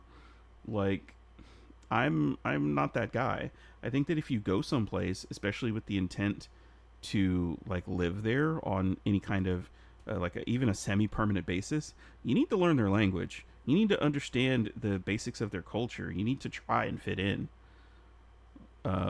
Like, I would really love to visit Japan, and if it came down to it, I would be okay with moving there because I think Japan's really cool. But you best believe I'm going to learn Japanese, and I'm not going to be one of these asshole nuisance streamers like Johnny Somali getting on trains and, you know, basically making a nuisance out of myself, you know, making a scene in public and stuff like that. Like, I understand, hey, just fuck off and leave other people alone, man. So many tourists in Japan expected to be English or... Yes, exactly. We've watched 3 minutes of this video. Legal immigration, though, will still alter I need the to shut fabric up. Of any place, right? You get me talking and I can Proponent go. Of infinite legal immigration? I'm definitely a guy what you're who... saying, but yes, I mean, if it's done I need a legal, springboard. if it's done the right way, yes. Something to because, bounce off of. To what I've seen, countries have been blessed when immigration is involved. You know, when you got different kinds of groups. Immigration doing is it the good. right I way, like following immigration. the I don't like rule of law. lots I of think immigration. It's a good thing. But if the law has allowed Frisco's And I don't like it when it's illegal. to go from less than 2% to almost 20% Indian in the last 20 years, turning not a big fan of that Frisco either. into a majority-minority city. Is the intent of these work visas bringing Indians to America? I'm also really interested to support see our if labor I'll force, recognize or to anyone in these replace it videos. altogether. This is crazy. Okay, side note. I don't like that the Girl Scouts and the Boy Scouts are like mixed. I don't like that. When I was a kid, it was the Girl Scouts and the Boy Scouts. They do, as far as I know, the same things. I was never in the Scouts. As far as I know, they do very similar, or if not the same things. Their uniforms are a bit different, whatever, but they were always kept separate. I don't want to say separate but equal, because there's obviously negative connotations there. But I don't like the idea that everyone's like, where is the Girl Scout troop leader? This is insurrection. This is the overthrow of the United States government, which is why 20 Look at this guy just filming him right there. million people walked across that border. I can't go to Somalia and live, or Mexico. Correct. This is my home, America. The H-1B visas, we don't need them. We don't. Okay, I really need to stop pausing, but I was watching a video from Carl Benjamin, otherwise known as Sargon of Akkad. I don't remember which video it is, but he's said this a few times, I believe. But there's this idea of if a person immigrates to another country, we'll say America from India in this case, if there's an issue or whatever and it doesn't work out, they can go back to India, right? That's their home, especially since they prefer India. That's their home. They're just here to, you know, work or do whatever. We're the natives of this country. Where the fuck are we supposed to go? We can't just fucking go somewhere else. Oh, we can't go move to India. That doesn't work. Girl Scouts are only girls. Boy Scouts is not the Scouts. Yeah, I don't like that. Not right now. Someday, but not now. And now, I really as need of to late stop 2025, pausing. T-Mobile USA opened a global technology hub in Hyderabad, India, that employs thousands of Is that Indians old man while they're laying sleeping? off Texans This guy and right Americans. here? They've even sent Americans to go train these Indians in He is hella India. slouching. T-Mobile USA could have easily opened up this technology hub in the United States of America, and they could have ran it out of one of the 2 Frisco offices on Warren Parkway. On top of that, T-Mobile spent $81.5 million on salaries for H-1B employees in the United States in 2025. All salaries that could have went to Americans. Is it a coincidence that T-Mobile has a new Indian CEO as of November last year? Probably not. We are the As of November? high-skilled professionals Wow. in the tech and medical corridors that make our Collin County a national leader. In Frisco, you will find us serving in our churches, seeking peace in our temples, practicing charity at our mosques. We are guided by timeless Charity? wisdom that transcends I borders. don't think so. Americans play a crucial role in Frisco's growth. Many work in high-demand fields such as technology, healthcare, engineering, finance, and entrepreneurship. My name is Shri. My name is Ardav. My name is Siddharth. Hi, my name is Mathila. Hi, my name is Anvika. Indian Americans make up 1.6% of the population, but are responsible for $200 billion in taxes, have the lowest crime rate, 0.6% of the population. How much? Hi, my name is How much of the population? Indian Americans make up 1.6% of the population, but That's are a lie. responsible for $200 billion in taxes, have the lowest crime rate, and over the last couple of years, we've seen some of the greatest polarizations in the history of America. People are upset. The American dream is alive and well here, and it's not because the streets are paved with gold, it's paved with the ingots of possibilities. Every person in this room right now, their ancestors have come from a different country, a different continent. Despite these positive contributions, What I think a lot of people don't understand, the crime rate in Frisco isn't that bad. What I think a lot of people don't understand when they try and make the, oh, well, you know, your ancestors came from somewhere else too. No shit they did. My ancestors came here. Let me break it down for you. So, multiracial lion is not it's not a meme like, haha. My ancestors, they come from 3 different places. So we've got the Native Americans who originally came from, I don't fucking know, somewhere in Asia, right? They walked their ass across the Bering Strait, and then they made their way into North America, and they spread all over the fucking place, right? Cool. Then you got the white people from Europe. The Europeans were just fucking sailing. They're like, hey man, we're trying to get to the Indies. They were trying to get to India. And they did not get there. They ran into America first. Well, North America. And so they started settling here, namely by having the sort of religious, the zealots, which that's what the Puritans were, let's be honest. They shipped them off to America to start the colonies because they're like, hey, we got to get these motherfuckers out of here. They're starting to cause problems for us. So they ship them out. Cool. There were no laws in place at the time to govern things like immigration because this is centuries ago, right?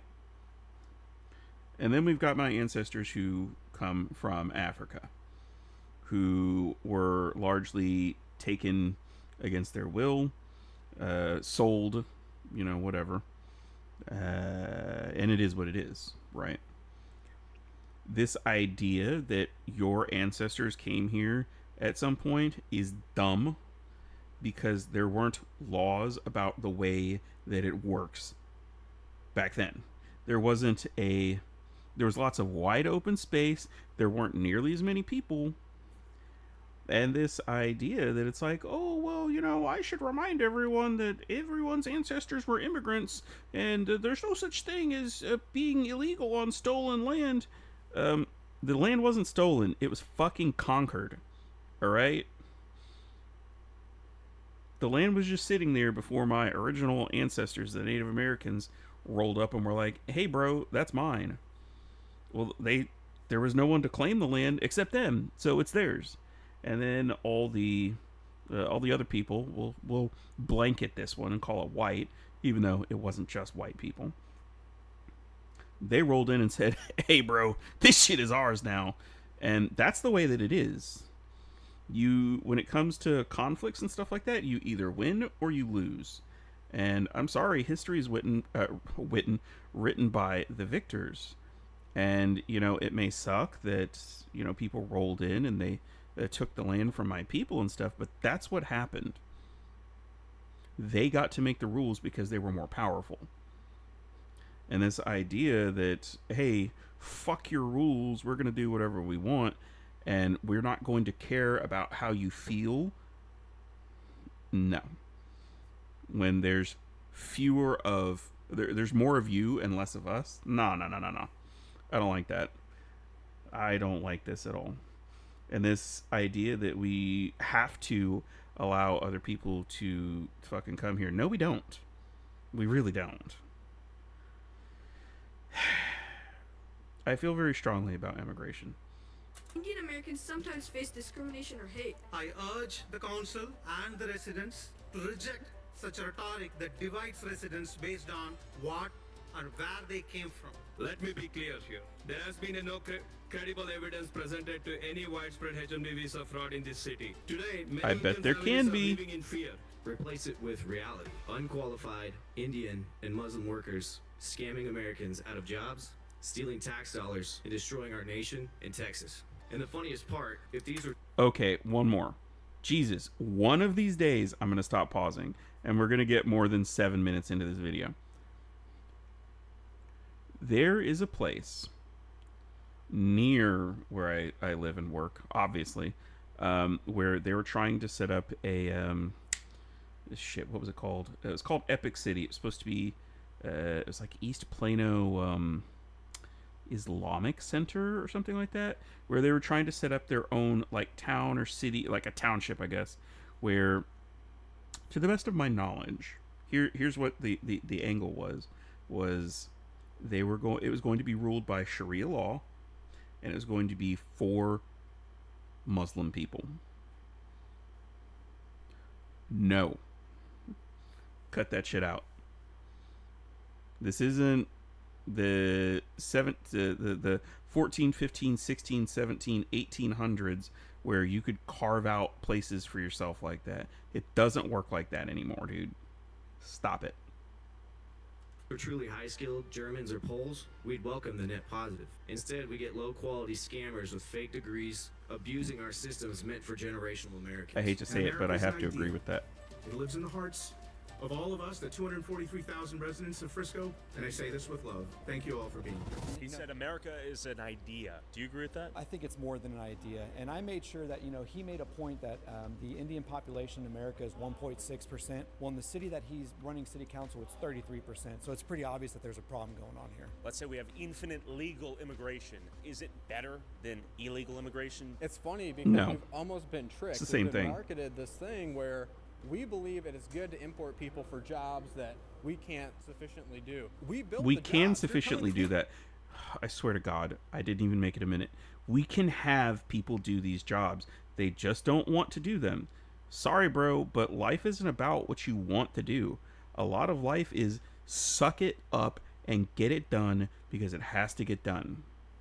People who built the jobs, we can't do the job. So it almost sounds like scam. Well, they threaten them with the H-1B visa and they hold that over their head because if they don't work a certain amount of hours, they won't sponsor them. So they can't threaten you with being able to go back home because your home is in America, like the United States, if you're an American citizen. So, and they can just work them to the bones. So I headed into the heart of Frisco to speak to some of these elite H-1B engineers we've imported from India to save our economy from our I don't recognize unqualified, these places lazy so American far. labor force. There is the Karya Sidhu Hanuman Temple, the god of courage. Where are you from? I'm from Andhra Pradesh.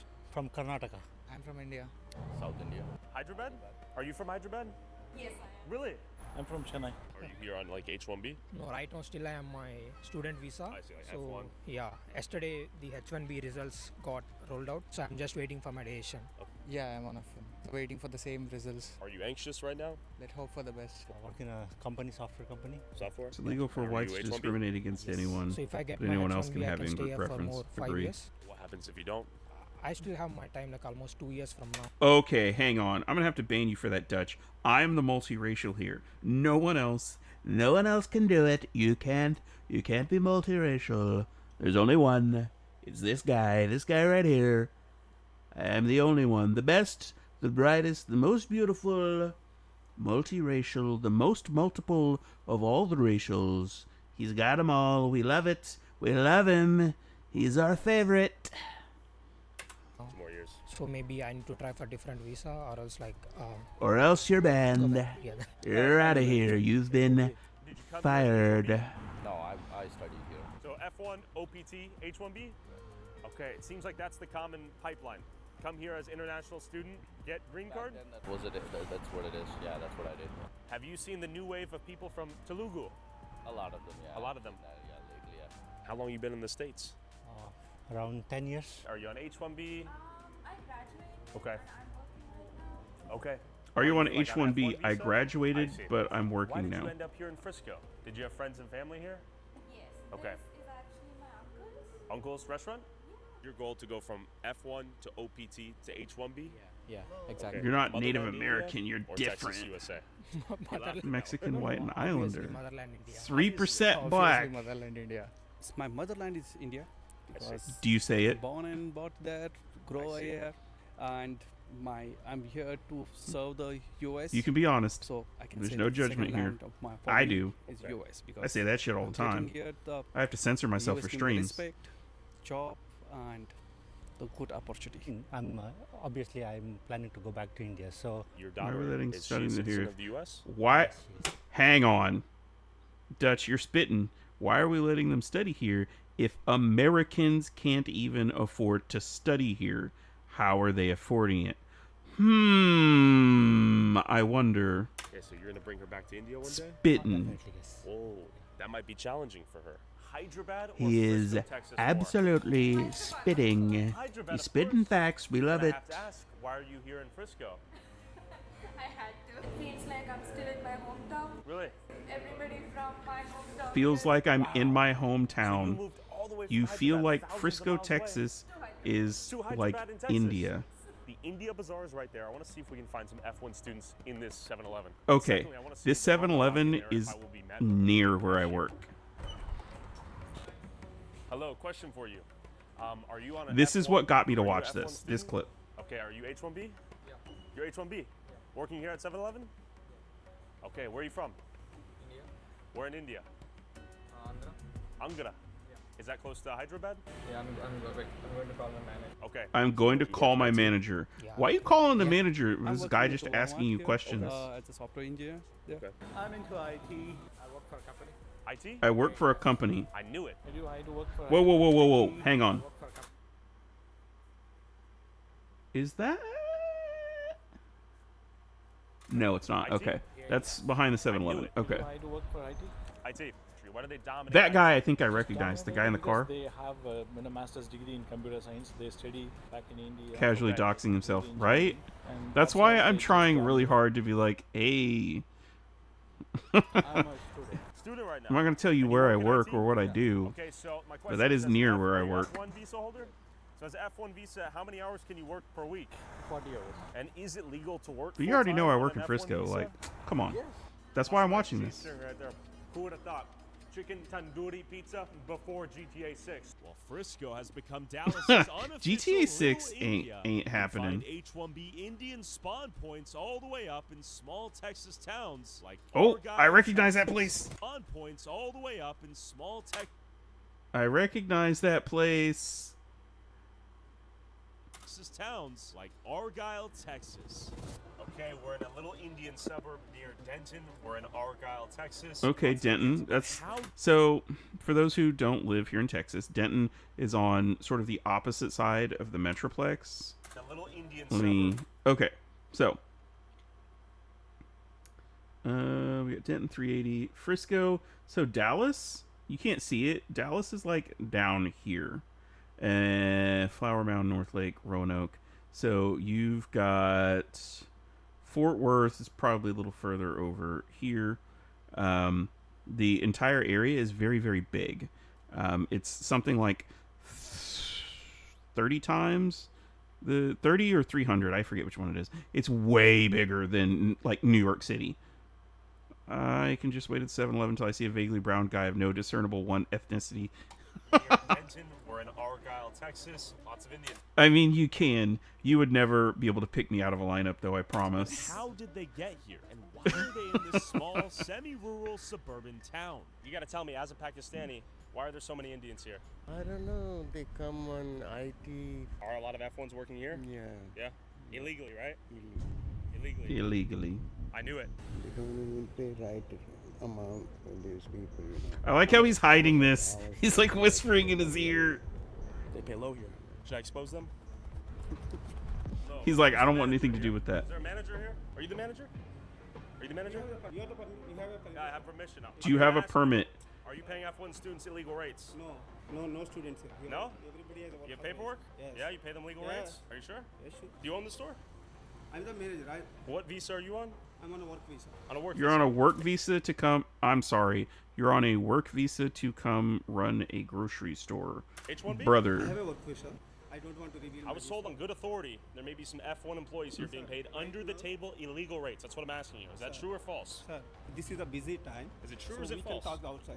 Where are you from? They do like doing that shit. I'm from India, Hyderabad. I'm from Hyderabad. Is that Hyderabad? Yeah. In India, Okay, Hyderabad? in the same state but in a different city. What visa are you on? F1 student? What do you study? Computer science. I'm on green card. Do I need to specify that? Do yes, I you need it. to specify you that? want it. Why? That's my wish. That's my wish. Why? He's just asking you what to, like. It's not a, oh, if you're not doing anything illegal, then why won't you tell me? It's not the same thing.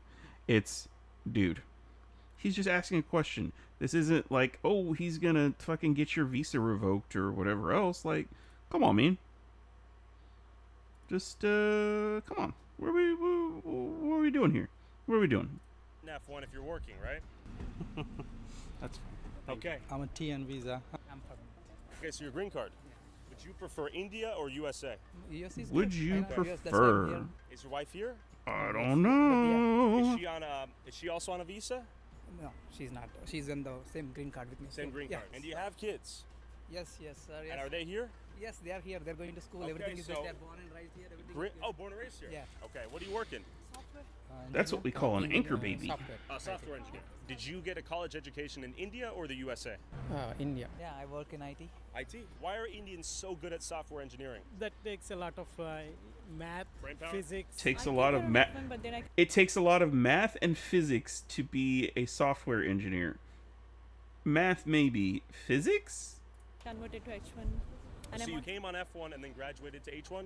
Yeah. How hard was that I don't process? think you need to know a lot of physics. I'm from Canada. You're from Canada? Yeah. So you came from India to Canada to Texas? Yes. Most people who come here on an F1 have the intention to get an H1? Yeah. Yeah. Do you think that's fraudulent? No.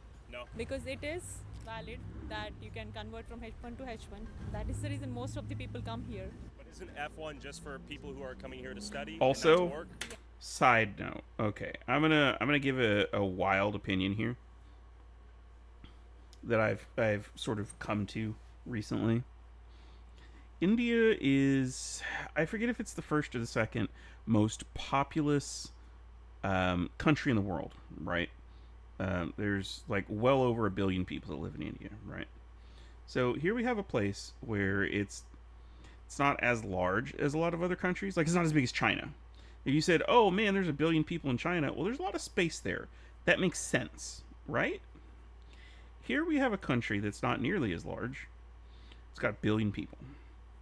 There's all these people, all these people, all these people, right? Well, at a certain point in time, you're going to hit critical mass. I agree, by the way, Dutch. But I feel pretty strongly about that 14th Amendment stuff.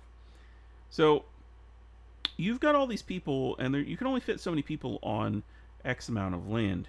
So at a certain point in time, you're going to have to expand outward, right? Why is it that other countries should have to allow you, all these people to move there just because, oh, well, there's a lot of people there, so I decided to move? Well, maybe y'all should stop having tons of kids or, you know, whatever. Like, you know what I mean? If your growth is that high, why is it that you should keep...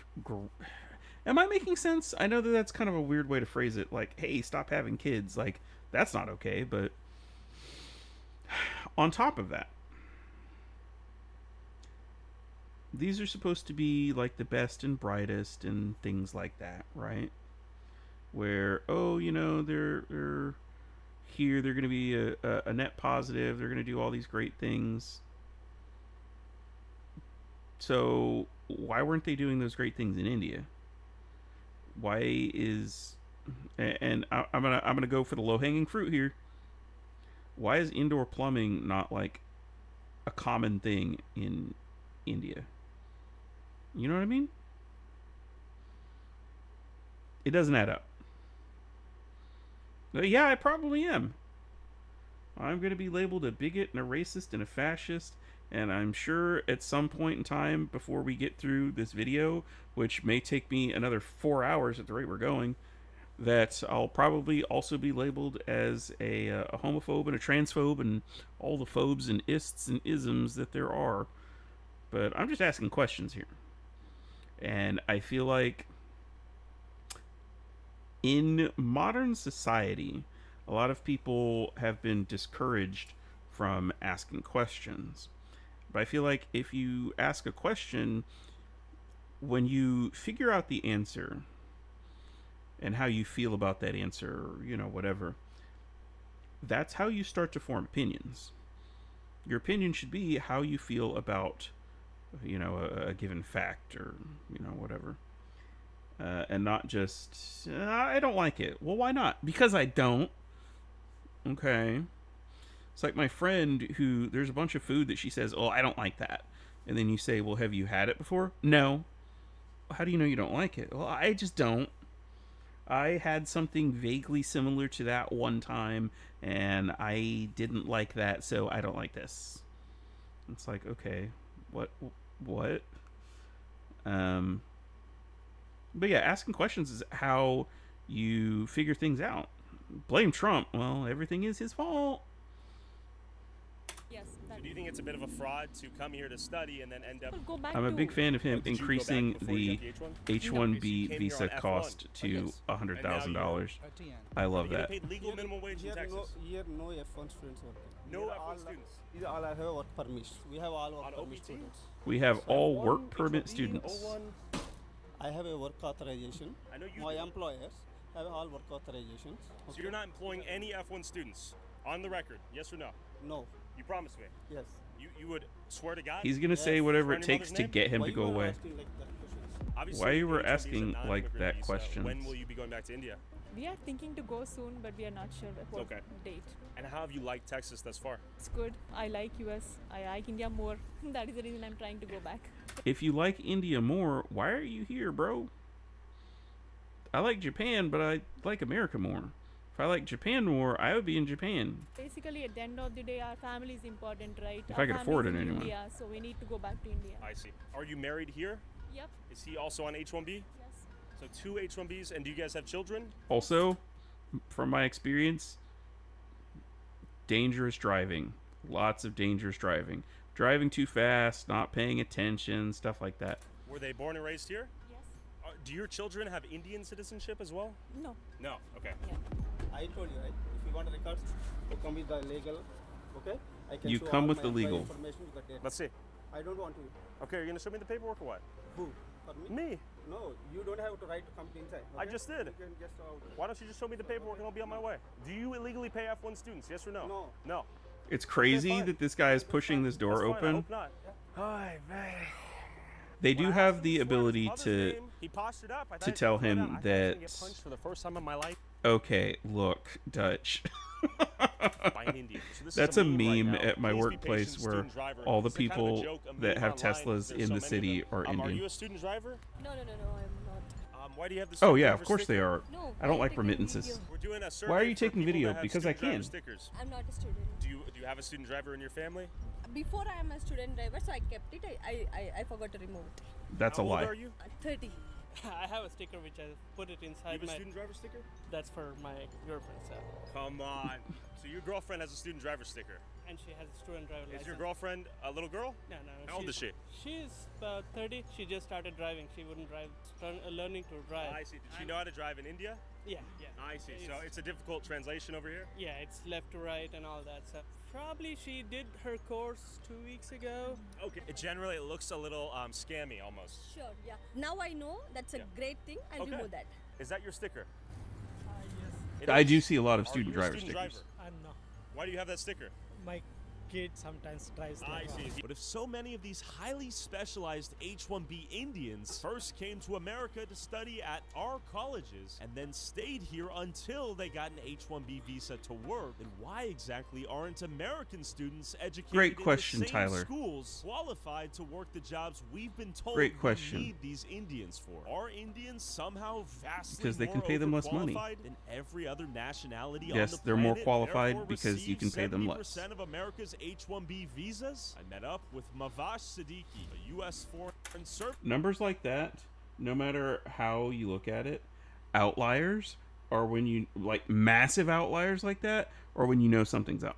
Officer with 21 years of experience in national security and foreign policy. We actually have road worked rules. as a visa That's officer at the crazy. US It's like you've been consulate watching in those fail India to videos. Understand what's going on here. I'm not representing the US government. I'm not representing any other entity. It is just me, myself, and I speaking from my personal experience as a consular officer Spit. in India, which was 20 years ago. So an H-1B visa is a guest worker visa. It's a temporary status visa. You abide by the laws of the Okay. United States as a non-immigrant, and I'm then gonna learn your some shit here permanent today. residence needs to be in India, so you have to return back. When I served in India, my job was initially to basically focus on what is known as non-immigrant visas. That was a it big is ring on travel her finger, document, goddamn. which is meant for temporary visitors. What I saw in terms of industrialized fraud was there was systemic corruption and fraud happening because everybody and their mother wanted to go to the United States.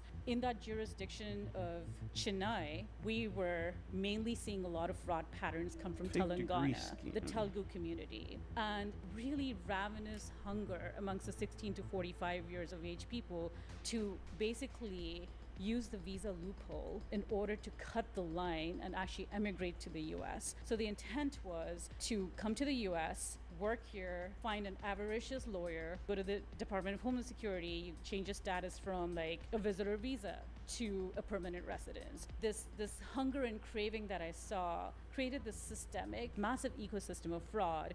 For instance, when I went as part of the fraud management unit to this place called Hyderabad, there is a huge back industry called Amirpet. There's a visa industry where you have storefronts Holy. after storefronts focused on basically creating. Is this fraudulent where documents. pop-ups A lot came of from? F1 students, I'll give you an example. You know, there were 400 of them, and they all had the same bank documents, but they had the guts to present these documents, which basically were fake transcripts, fake bank statements, and also, you know, fake degree certificates or high school diplomas, etc. So it was industrialized in the sense there were factories, and they also had these storefronts saying green card would be possible within 6 months, kind of thing. Like, you know, we were just like so overwhelmed that there was this pressure to issue, right? The AI Where was video. this pressure coming from? The U.S. Embassy in Delhi had obviously a political appointee ambassador. This is during the George W. Bush days.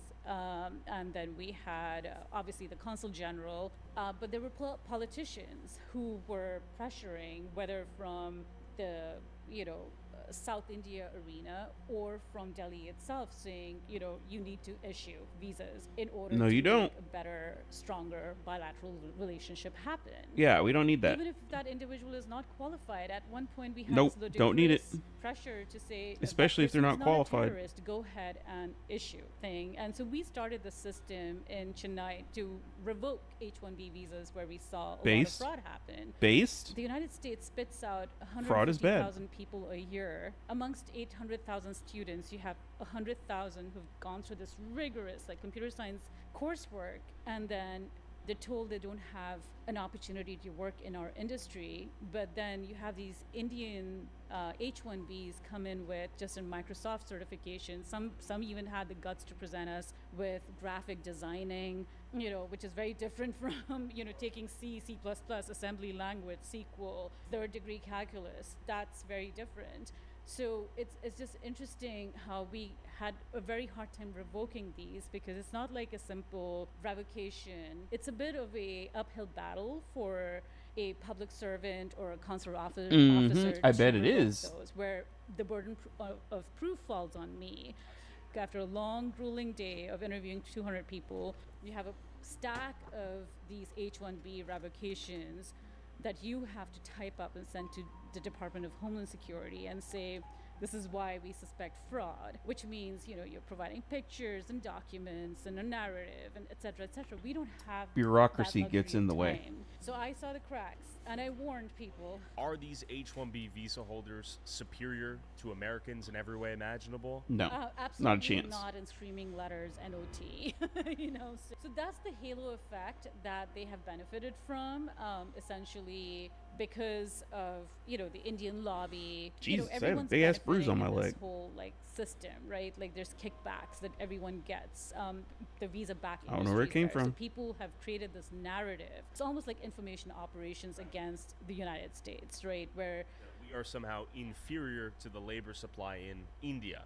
And I say India because 70% of the H-1Bs are coming from India. Exactly, right. And there is It's a not like, visa oh, category you that know, they could 10% are leverage coming called from full-time India, visa, where and they were 10% indeed from those, China, you know, and 10% super from geeks Japan, or very and smart like, people. But these are like no, not exemplary individuals. 70. These are run-of-the-mill people, but when they come here between the 16 to 45 years of age, and the ones who have basically taken the F1 visa route, and then they get sashayed into the OPT program, and then they get preferential treatment by the Silicon Valley managers and the various IT industry managers who are basically get seated in the H-1B managerial role. They would prefer their own Indian people, because it's not about necessarily...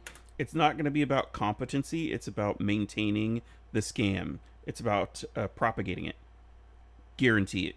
Oh, because the Indians are the best and the brightest. You know, bribery is quite normalized. The sad part is I saw a lot of, like, you know, H-1Bs as well as J-1s, especially physicians and others, who have bought their seats into medical school, and you have 40% percentile on your, you know, score sheet. You're basically an F student, but you can get ahead. That sort of stuff does not jive with our values. Our values are very different. Any minority American would have a worse chance to get into any of these big IT companies because the value system is different, where, you know, the H-1B manager would expect that these people that he's bringing in, whether he or she are bringing in, the idea is to get a cut from their salaries. It's almost like a pyramid scheme. It's like a Correct. kickback scheme. It's like pay skimming, for instance. So nice quid pro quo. Okay, system, the hair everyone's on the arm happy, is no one hurts the wild. other. And that basically That's the IT crazy. manager does know. It's crazy that you if did that, he Tyler. or she gets outed, then this person will lose their job. So it's kind of like an honor among thieves.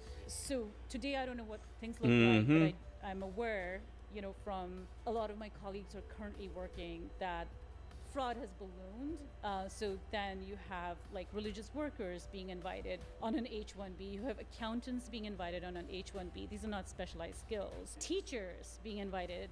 Our colleges and universities create these wonderful best and brightest computer scientists and computer programmers and engineers. After a 4-year college degree, we go through rigorous training. That holistic training that happens in the United States far supersedes what you find amongst the H-1B cloud. And out of all the 50,000 plus visa applications, how many of those were legitimate? There were, I mean, easily between 70 to 80%. That was my denial rate. And we created that gold rush.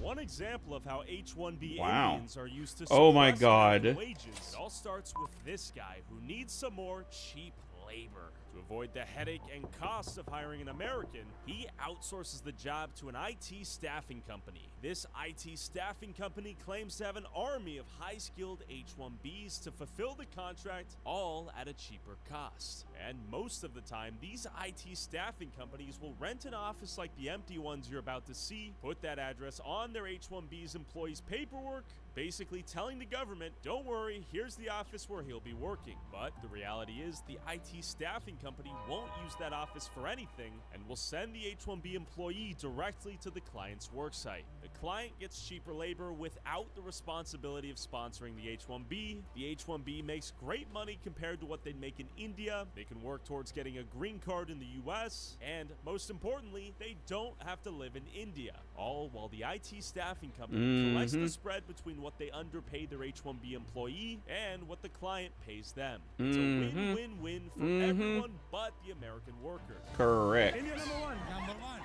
Now let's go investigate these genius Indian IT staffing companies littered all over Texas. Oh my God, I know that guy.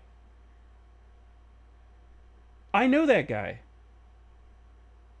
Real quick, I just made $100 by playing games on my phone. And no, it's not too good to be true. Let me show you. Free Cash is a free platform where Sorry you can guys, but y'all are gonna have to actually watch earn this money by ad. playing mobile games, doing quick surveys, Big ups to and Tyler. more. And they've got a 4.8-star rating on Trustpilot, so you know it's legit. Here's how it works. You pick a game offer and start playing. Boom! My Free Cash balance just went up. And you can win more money by completing different challenges within each game. Oh, we Challenges gonna can watch be as this easy as shit. playing the game for up to 2 minutes and the cash rewards go up and up. I just made $10 for downloading Solitaire Cash on my phone. Just make sure you have app tracking turned on so you actually get rewarded. And you can cash out with PayPal, crypto, or even Amazon gift cards. To get started, Do not today, redeem. click the link in the description or scan the QR code on screen and you'll get a $5 bonus just for starting. Do not your first redeem. offer. It won't replace your day job, but if you're gonna play games on your phone, you might as well get paid for it. Thanks, Free Cash. Back to the video. There is a single company, Qubits Tech Systems LLC, with 8 LCAs, all from this residential home. Bunch of software developers here making $51 an hour. Yeah, this seems $51 an hour, motherfucker. Hi there, worksite inspection. Hey, who is this? Hi there, this is Tyler. I'm here to conduct a worksite inspection. Am I speaking to Hari Madiraju? It's not. Huh? Sorry, you cut off there. So I am not at home. So what is this? I am in the office. Who is this speaking? Is there another worksite that you're working from? Yeah, 4425 West Airport. West Airport? Okay, so there's West no other Airport work from the Freeway. residential address here? Why do they work for? Where is your home? Excuse me? Where is your home? Do you live in your home or do you live in your toilet or somewhere? No, I don't live in my toilet, sir. So Do you live in your toilet? What? That this is the address. Is that not the case? No. So you don't Go to my workspace. Are you from government? No, I'm not from the government. I'm conducting an independent investigation. If you are not for government, Yes. work right now. I don't have any people, but you can go to the workplace and work there. All right. We'll take a look at your office. You can Thank go to the workplace Some and attitude. work there. But why would this guy file 8 LCAs with the worksite listed as his residential home? So we went to his office only to find a collaborative worksite and his completely empty unit. No one in their office. Hari Madiraju finessed us. Let's give him a phone call. Please leave your message for 214. You son of a bitch. And strangely enough, many of these ghost offices were often clustered in the same locations, starting with V4 Tech. V4 Tech, very official. Okay, take a look inside. I realize I'm not doing a whole You lot of see, commentary now. Some I'm sort of Eastern watching. I'm trying to monk-like learn statue some right shit. there. We have an empty That is the little meeting Buddha. room in the back here. It's almost like no one's here. Who would pay thousands of dollars a month to rent an office with no signs of human life, locked during work hours in the middle of the work week with no employees in sight? I have a question for you. Do you know where they're at? Your neighbors? No idea. No idea? Okay, thanks so much. A little... It costs money to rent this place, and it's It during does. business hours during the week. It's a ghost office, a shell. They have paper compliance. They have the physical location they can register their H-1Bs to, and then they can send them off to go work elsewhere. So V4 Tech Inc., completely empty. They should be here. Someone should be here. 420. Correct. This is going to be a good one. And there were more ghost offices all over this complex. We got no sign on this one. Hello? Hello? They ever show up here? Yeah. I just want to ask you, do you guys actually have neighbors?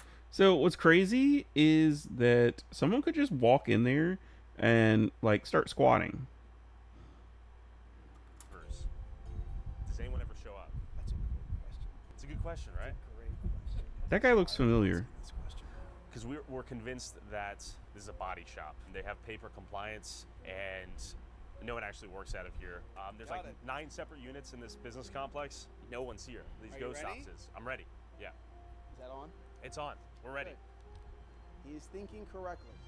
You are thinking correctly. NG Talent Tech Group LLC, based in this office, filed 23 Like someone could just LCAs. walk in there and take all of this shit and go. And there wasn't a soul in their unit. Everything was empty. You see what I'm saying? Hello? Knock, knock. This one didn't even have a sign on the door. Talenton Technologies claims to have 6 H-1Bs. No one's here. In-office presence on the following days. Tuesday and Friday, 9 a.m. to 5 p.m. Where were our elite Indian engineers and programmers holding the American economy on their shoulders? We have DevApps IT. This is the best looking one thus far. We have 11 H-1Bs. No one's here. Hello. The lights aren't even Do you know on. if your neighbor's here? I haven't seen anybody over there now. We think they might be running a body shop. Oh, here in Frisco? Yeah. I get it. What do you think? I wouldn't be surprised. Last time I saw somebody here was probably 4 months ago. 4 months ago? That's crazy. Were they Indians? Yeah. The way he laughs Body is shops? crazy. Basically, all I'm asking is, Like, there were revolving doors, obviously. empty office complexes with a bunch of And Indians. there's revolving people. Revolving So people, we're- different people. We're in this unit here. Okay. The one next to us. Okay. People show up about every. So you see a new group of people coming in and out of there? And most of the time it's empty. It's empty. Like probably 11 months out of the year. If you found out there Homeless people could just move in here and be like, "Hey, bro, were 10 body this shops is mine in now." this complex, what would your thoughts be? It wouldn't surprise me. It just the way It that wouldn't things are really here work in that well America right because now, this it is just- Texas and we have laws You think we're regarding cooked? squatting. But like, Absolutely, yeah. It doesn't seem like Come on. Abbott really cares that much. He's probably getting paid himself. So our whole government's cooked. To my Oh, surprise, boy. We finally I don't found like an that. office with an Indian inside, but the sign they had hanging in their office listed a different company than what they had filed under. Is this Grand IT LLC? You guys work here? Yeah. Is this a body shop? No, it's IT service. Do you guys are a staffing company? Yeah, IT staff. Sweet. What's your name? I just work here. Sachil? Tyler. Good to meet you. Tyler, what's the name of this place? Grand IT LLC, right? Grand IT LLC, and this is one more. Wait, what's this? Software deal. It's So you, IT staff. you guys share offices or what? No. Like. So are We you guys don't Grand share IT or offices. Executive Both, software. we have both companies. Both. Okay. And you're not a scammer. Who was Executive Software Inc. I'm Who not. is this Prada dripped I've Indian? noticed Where were that the other employees? there's not a whole lot of sarcasm understood. Yeah, it's a brand new TV. It's like a regular meeting area. Okay. And how many people Mm. work here? I see. 6 people. Okay. What are their names? 6 people. So, I mean, we have multiple people changing. We have Vishnu, we have Madhavi, we have Hari. They are working directly from the client area. And tell me some of the clients where the H-1Bs get staffed at. Are we talking like Verizon, like Deloitte? Who do we got? We work for multiple clients. We work for USAA. We also work for Verizon. So I gotta ask, why would anyone print out LCAs and pin them on the wall? I mean, if someone like a ICE department, we can just show them directly. If they come for any verification of the candidate, Yeah. we can show them, yeah, we are doing the certification of NOREX. And we have software developer. We have who's this guy? What does he do? Vishnu is the owner of the company. Okay, he owns the company. Okay, we got another sort of. I don't empty like office this. This setup is here. making me I like mad. That quote: "If it doesn't challenge you, it doesn't change you." It's a good point. So why is it the Maryland labor law postings up there? I mean, That's a great question. It's like the workers' compensation in Maryland. That's what I'm trying to figure out. All the Maryland paperwork right here. I mean, I don't know. I mean, I'm just asking questions. Yeah. we work for the Maryland state as well. I see. So you guys do CPA for Maryland? Yeah. Like, oh, you guys do like accounting too? He's feeding him bullshit and he's just like agreeing with it because it's like, "Oh, here's an out." He doesn't understand the concept of like sarcasm and leading questions and you're not bait and lying to stuff me? like that. You're not lying to me? Okay, all right. That's the reason we have posted all this. I see. I would just think you would post like Texas labor law and postings, you know, because we're in Texas. You know what I mean? But I don't know. I don't know what I'm talking And why was there freshly unboxed Uh-huh. furniture and appliances Uh-huh. scattered throughout the mostly empty Uh-huh. office? Not to mention, why was this This is a on sham. the wall? On our way out, I couldn't help but notice this 6-figure luxury car in the parking lot. Oh, yo, I gotta ask him. One last thing. Is this your Range Rover? My man, don't be humble. Give us a quick whip tour. This thing's badass. See, that's proof of the American dream right there. The American dream's real, right? The IT staffing business was clearly profitable. It's funny how that works, Went isn't to it? Another cluster of suspected ghost offices. Okay, so we have slush. So Prosper is like an up and coming. It's probably going to end up being new Frisco, basically.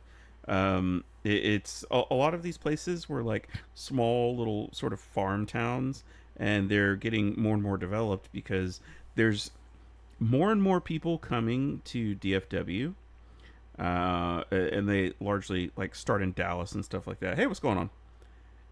And what will happen is people are sort of pushing out from Dallas, and so the areas around it are getting bigger and bigger as, let's say, they push into Plano or something like that. Well, Plano pushes up into Frisco and Allen and things like that. Well, Prosper is to the north of Frisco immediately, so it's developing. Ink right there. There's a guy inside.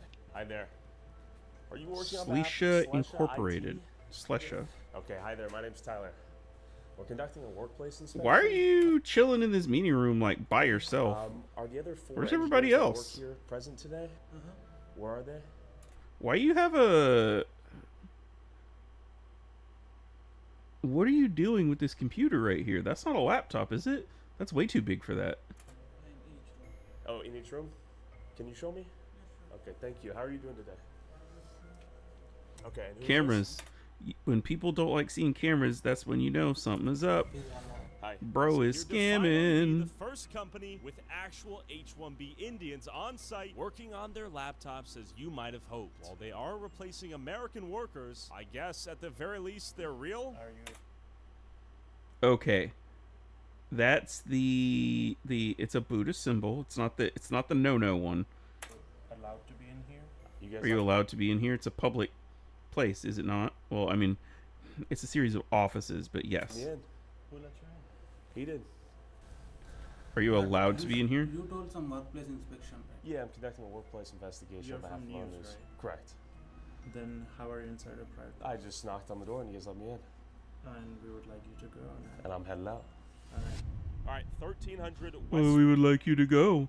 Why? He's not bothering you. He's not doing anything wrong. Walnut Hill Lane, Irving, Texas. Let's Oh go. shit, I've been here. Being in an office was like a needle in a haystack. Most of the time, my I used knocks to were live met with near this silence place. and a locked door. I recognize the American economy building seems shape. faker to me by the second. Irving No sucks, one's by the here way. at either of the Pamela locations. Margins for these IT staffing companies must have been Well, this one's enormous. bigger. To rent offices purely to Shrive achieve compliance on paper Technologies. for the labor condition applications they needed Anand for their Pag. H-1B armies. 6 in-office LCAs.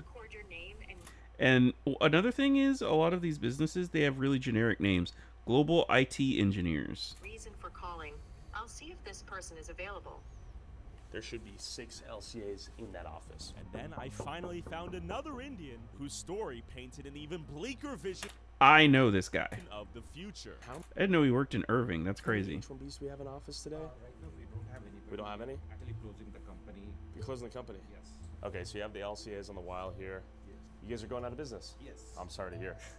So Okay. basically, this is what happened, right? So Yeah. basically, we were in the business for almost 10 years. Okay. We filed all the H1s, but later on, like because of this AI and everything, Yeah. so we kind of, wrapping it up, everything, and then it's kind of, closing off. His entire H-1B staffing company imported from India was now obsolete as AI became increasingly Bro, advanced. don't be spinning that. Americans were replaced by Indians. The Indians were beginning to be replaced by AI. There is this misconception that all the H1 guys I did not know that I was going to see someone that I knew.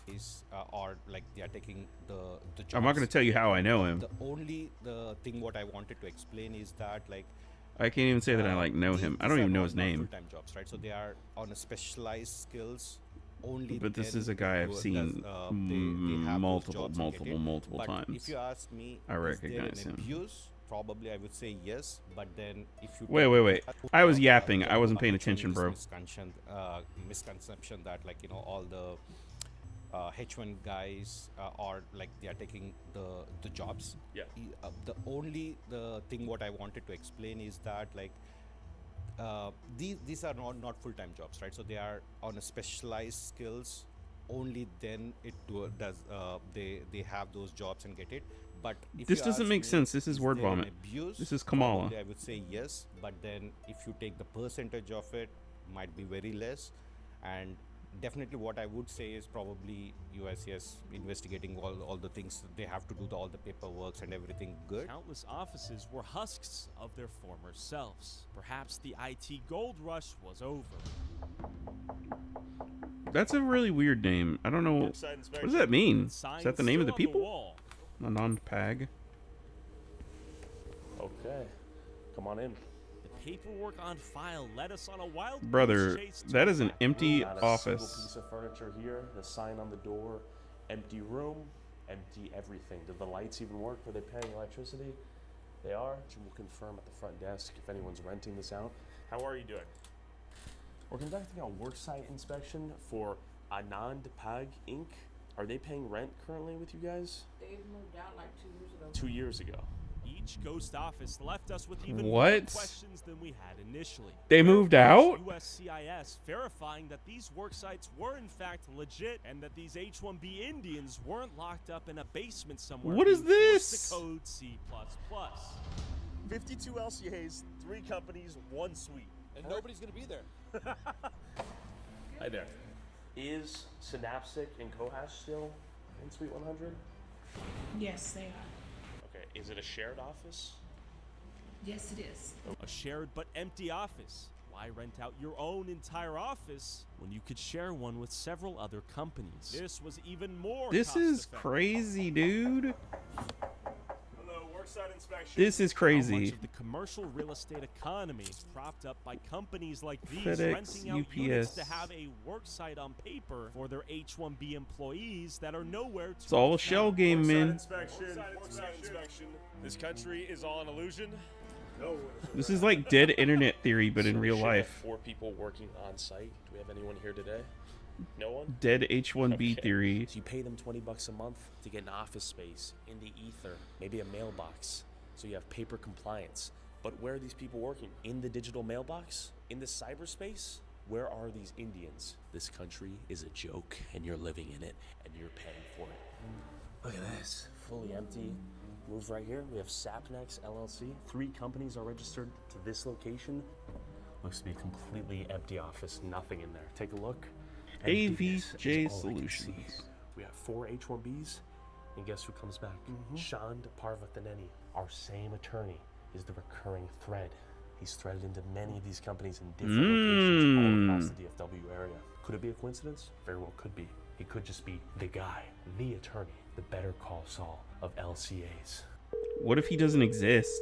So I called Shand Parvathaneni, an Indian immigration attorney who files LCAs and H-1B petitions on behalf of countless companies with ghost offices that I visited throughout this video. Could he perhaps explain what was going on here? But real quick, Patreon banned me for no Here's the thing. I can't think of a way for there to be a logical, rational explanation for all of these ghost offices and stuff like that.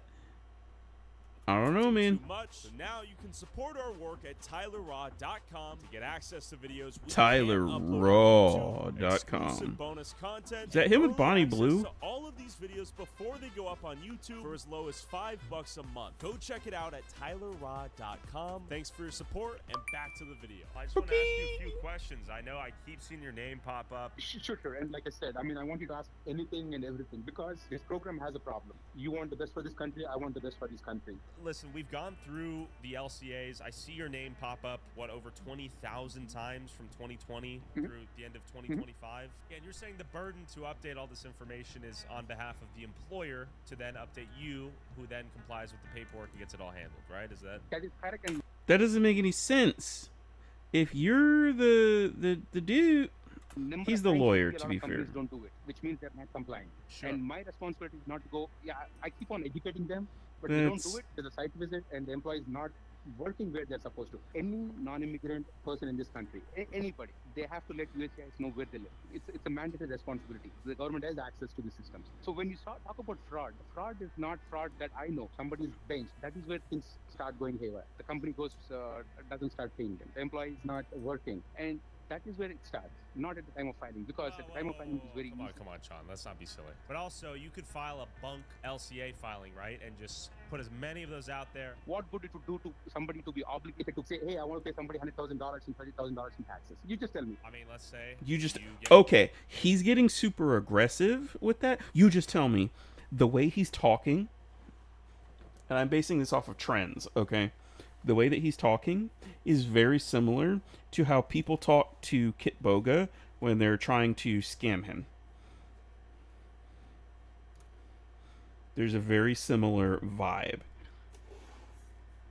money, and you get a lot of it, and you don't have a moral back. No, we don't get a lot of it. Hang on. Somebody to be obligated to say, hey, I want to pay somebody $100,000 and $30,000 in taxes. You just tell me. I mean, let's say He's talking you really get money, quickly and when you he get a lot says of it, that. Like and it's you don't have a moral back. No, we don't get a lot of it. But I don't. I mean, oh come on, I know you're killing it. That's great. I mean, No. USA, No. that's awesome, I right? tell you one. Make that It's a law firm. There are other attorneys working, and that is where the problem is. And then the fees is one of the lowest in the industries. Come on. I know what lawyers make. Come on. For a different perspective, I want to show you an office in Plano of one of the largest IT staffing companies on Earth, Tata Consultancy. Companies like Tata built the blueprints for these rink-a-dink mom-and-pop staffing companies. With I post have never heard offices of them we've been before. visiting. But the difference is they have real offices and real H-1B Indians doing work in the places they say they are at a massive scale. What they proved to corporate America is that they could outsource IT work to an Indian firm like theirs, get the job done with H-1B workers at a fraction of the cost of directly hiring Americans, and they could hold their H-1B Indian Army captive due to their visa being tied to them. Ultimately, companies like Tata are at the forefront of the replacement of skilled American laborers. This AI video stuff is crazy, dude. What are you doing? For example, in 2015, last job of IT workers for Disney World Orlando was to train their H-1B replacements in 90 days that had been brought over by Cognizant. If these employees didn't train their new replacements, they were not eligible for bonuses or their severance packages. In fact, big outsourcing firms like Tata rarely even bother to sponsor green cards and often just import a new wave of H-1B Indians to replace the previous one once their visa expires. I pulled up to one of these outsourcing firms' offices in Plano just to see the H-1B Indian spawner hole in the flesh. I wonder if I can figure out where this is. Hi. We're here to verify that 12 of the LCAs filed on behalf of 12 H-1B employees are on site and they have the paperwork on the wall. Okay, let me see someone. Excuse me, do you work on behalf of Tata? Yeah. Are you H-1B? Yeah. Okay. This place was teeming with Indians whose sole job was to replace you lazy Americans watching this video. Hi, my name's Tyler. Well, do you have an appointment or pre-approved? No appointment needed. Thanks so much. What is your name? Are you the manager? She looks vaguely familiar. That's the reason I'm asking you. Sure. Have a great day. Keep in mind, these H-1B employees are on non-immigrant work visas. They are temporary guests. Don't shoot us, please. Okay, no worries. No, what is this for? We're conducting a work Don't session. show this place. Here to I verify can. A few things will be out of the office. Okay, I wouldn't do that. And pursuant Yeah, to that's 20 assault. CFR section 655.760, any member of the public can demand the public access file, and failure to make this information available within 1 working day is a violation. Brief worksite inspection. We're not trying to cause any trouble. Imagine if you came to another country on a temporary visa, started smacking people's cameras. Give me a break. That's You no work good. here? Yes, I will. Okay, what's your name? We just want to see if the LCAs that have been filed for the H-1Bs here are publicly visible to the employees here. They should be on the wall. If you were USCIS, Yeah. if you're an agent, if you were government, Yeah. we'd absolutely let you in. You're not, so Yeah. we're not going to allow that. As per 20 CFR 655, H-1B labor condition application regulations, and 8 USC 1182N, you guys need to show the paperwork. We would, to a government agency. That's not what the law says. Okay, you can take that up with our Sure. immigration We will, office yeah. here in Rockville, Maryland. Sure. You're not going to show it? Okay. Well, thanks for popping your head out. You are not in compliance. We appreciate your time. 6010 West Spring Creek Parkway. 6010? Staffing companies, 95 total LCAs. I know where that is. 8 H-1B conversions. I used to live near there. There is no one home. Hi. Doing good. Ever seen anyone come in here? There should be 18 people working out of here. This is our virtual Yeah. office. There's 5 of us, but we just take, we can work from home. Virtual office. Virtually 2 people can work in there. Worksite inspection. We have a building permit signage here indicating this place has been under renovation or construction since March 6, 2025. Where have the employees gone to work the last year? According to what I'm seeing here, Great there should question, be Tyler. 44 people working on site. Your call has been forwarded to the voicemail 44 people? No one is available What? to take your call. Brother, what? On site. Your call has been forwarded to the voicemail for no one is available to take your call. And the difference between What? what a real H-1B worksite should look like compared to all of these ghost offices or seemingly staged worksites was immediately apparent. Hey, are you Siusa? Siusa Inc? Siusa? How many people are on site right now? Right now? Yeah. 1, 2, 3, 4. Where are you from, by the way? From Germany. Germany, okay. We do need to see those LCAs, though, and then we're out of your hair. Idris, I can forward this email document to you. Yeah, that's fine. I'll write down. I mean, listen, hear me out. I know you have attorney-client privilege. Just be real with me, though. You meet these guys, they talk to you. How often do you think you're signing off on fraud? Zero. Now that you've Zero. seen some of these Zero offices, fraud. People have knocked on the doors, the empty offices. Yeah, he's in Lights on it. off, no one home, 3 p.m. The complete shell offices with ghost employees. No one can find where they work. You really think it's zero? If you say that is there fraud that is found after the fact, yes. There should be 3 people for Widespan LLC on site. There should be 1 person on site for Upward Innovations LLC. There should be 2 people on site for NK Technolabs. There's like hardly anybody here today. I'll tell you what USCIS does. And USCIS will come back and say, hey, we went to an address, this employee does not work over there. What exactly is going on? We want to revoke your H-1B. And then I go back to the employer.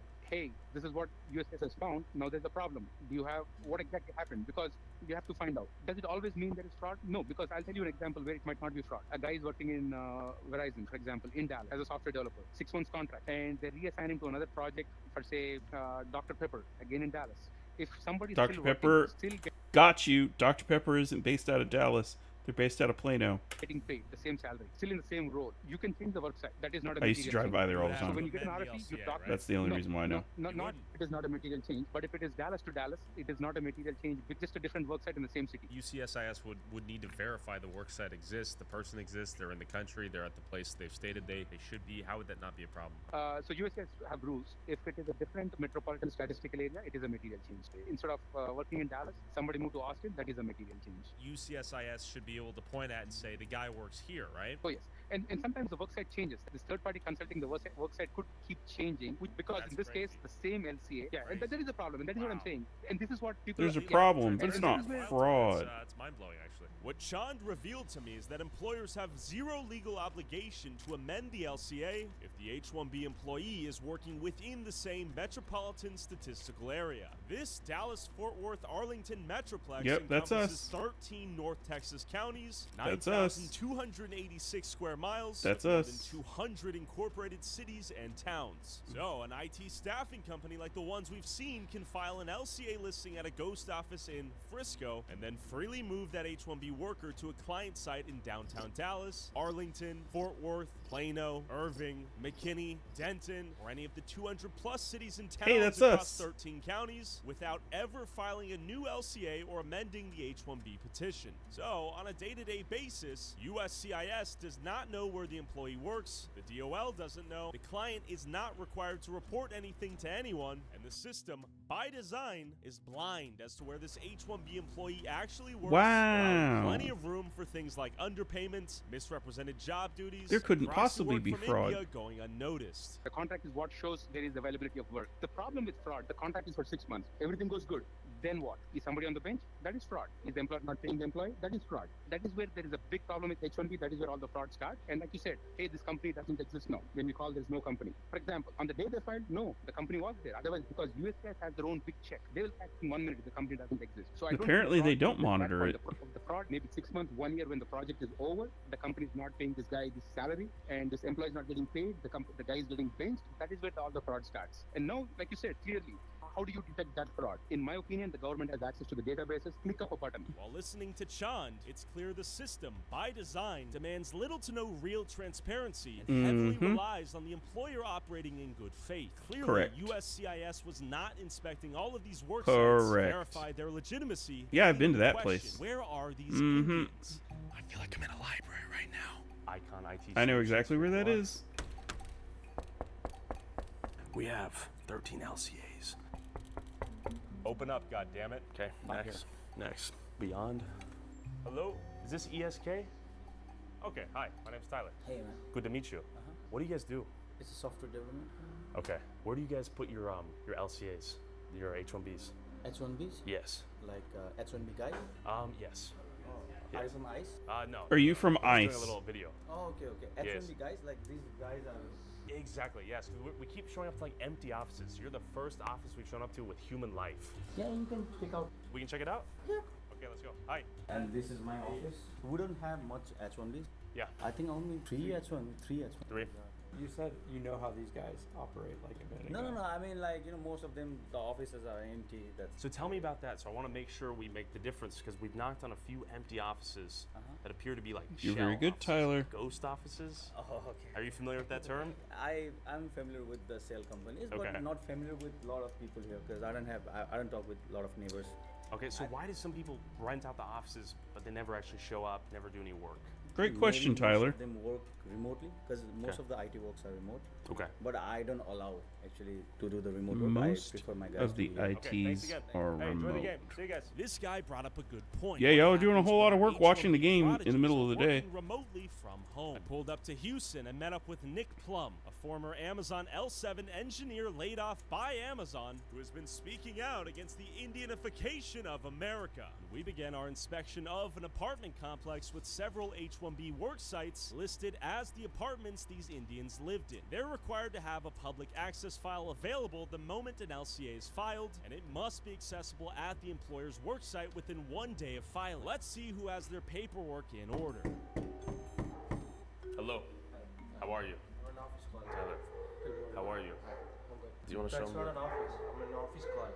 Okay. Okay. We're here to. It's not an office. I'm on an office call. Because this is a corporate work site for foreign workers. You should have your LCAs posted and your public access files available for review. Do you have those available for review? Hi. Hello. Daima? Yes, how are Good to meet you. Yes, Tyler. You work on behalf of Cognizant? Yes, I do. You should have a public access file for review. What do you mean by public access file? But what it includes is the LCA, your labor condition application. It includes Okay. the prevailing wage study. Whenever What your do you job mean? is. I can show you. If you'd like to have Sure. some. Okay. So this is my work site. What you're really seeing here is how rare USCIS compliance is, and how before remote work was common, at least you had a corporate office where the public access file could be filed and LCA notices could be posted on a wall. When the H-1B's worksite is now just this guy's apartment, all of this info becomes harder to verify and easier to fake. While the Department of That looks Labor like doesn't have ChatGPT. enough resources for in-person audits like these, they did create a provision to allow That's a members roach, of the dog. public to demand the same info. That's Only gross. problem is, nobody ever does. And of course, we stumbled into this engineer vibe coding in real time. Just look at this guy's screen. Yeah, I was gonna say.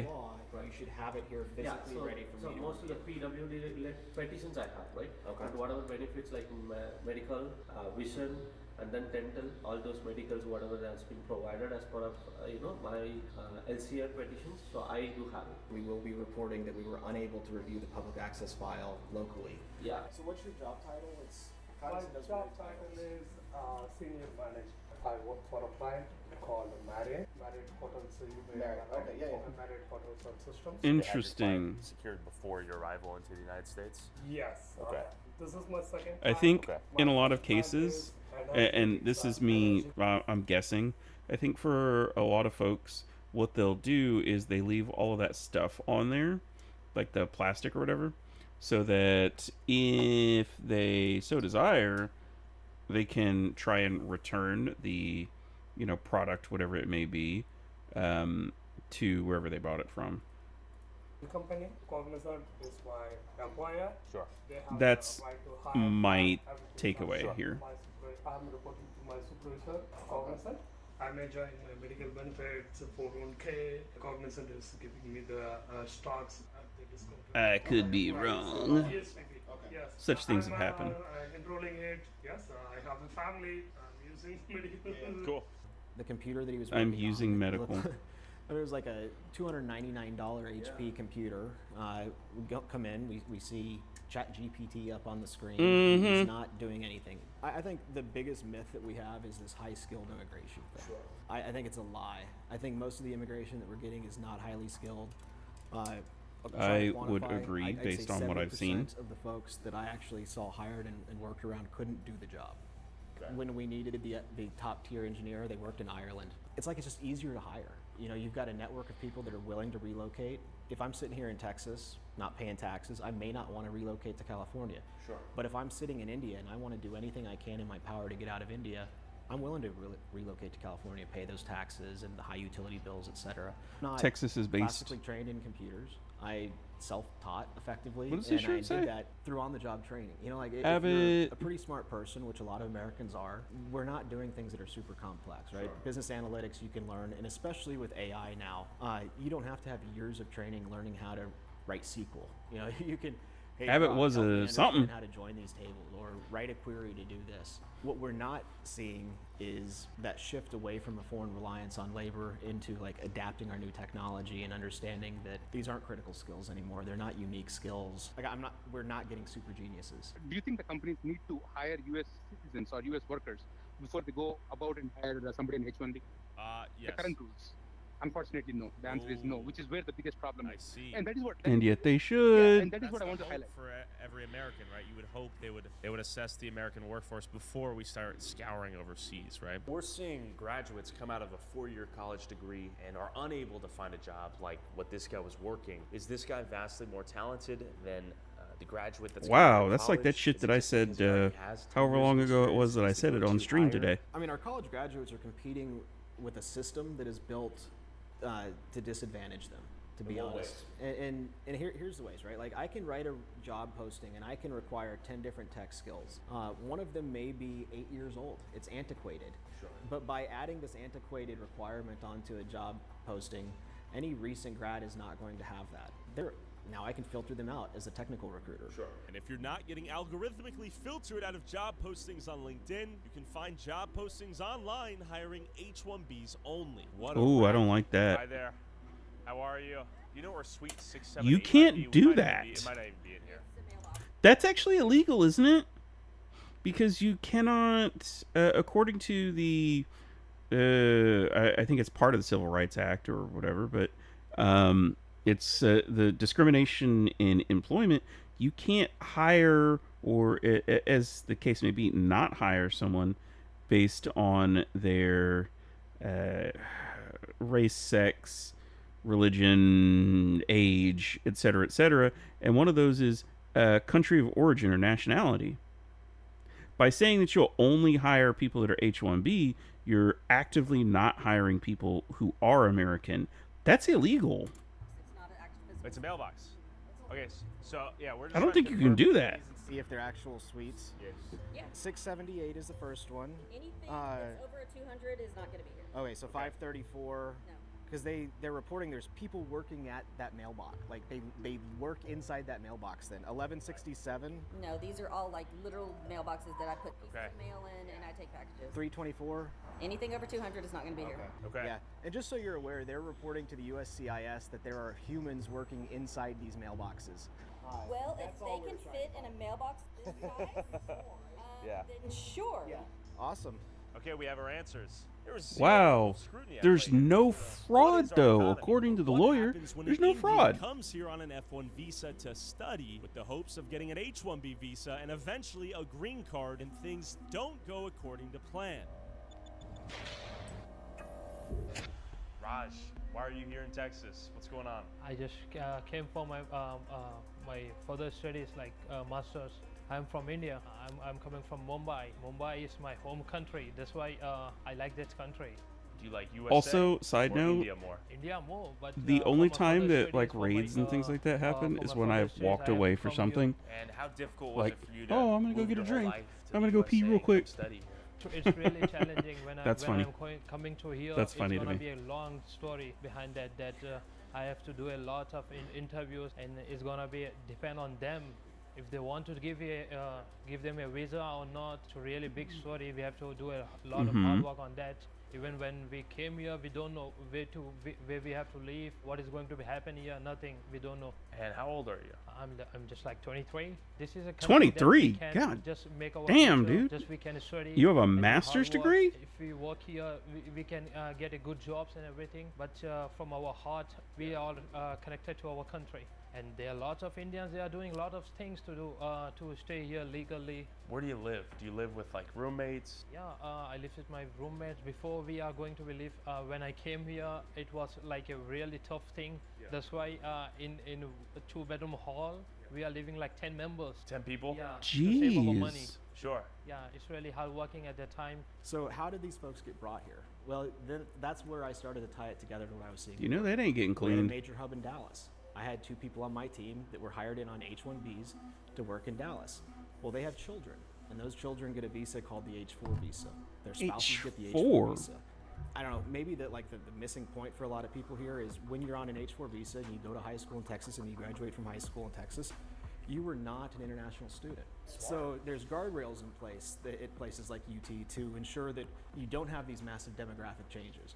Well, those guardrails fail when all of a sudden these folks are classified as residents. I find it very interesting, Tyler, that we have folks on H-1Bs acting as technical recruiters. The person doing the vetting is, they're not American.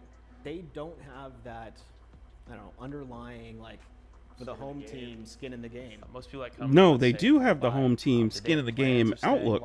They're just playing for a different team. My country, That's what this is. Just we will get our degree and we will come back. But the thing is that they are not thinking to go back to our country. Why? Because the thing is that in our country there are jobs. There are a lot of jobs. But what they pay, they are not satisfied with that pay. So if everything goes your way, would you like to be a permanent citizen here? It's not only my dream. Everyone dreams like that to get a green card or citizen, permanent resident in United States of America. Why? Because we already spent our 3 years here. What do our college graduates lack? Is it tenacity and skill and intellect? Are Americans stupid, Nick? I mean, some of them are, naive, for sure. To be honest, I think we've operated in a high trust society for a very long time.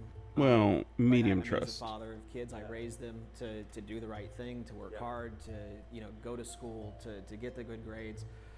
And I used to tell them, if you grind, you'll be fine. That we are a meritocracy. Abbott was is that going to say Abbott was a DEI hire? Yeah. What is the messaging now? Well, now it's you still need to do the right thing, but you also have to understand you are competing in a system that is built structurally to disadvantage you. How much money does it cost for you to come all the way from Mumbai to Houston, Texas? To here, I already spent 35, almost 40K, $40,000. So that's a lot of money in India. How do most people afford to get here? Everyone do like that.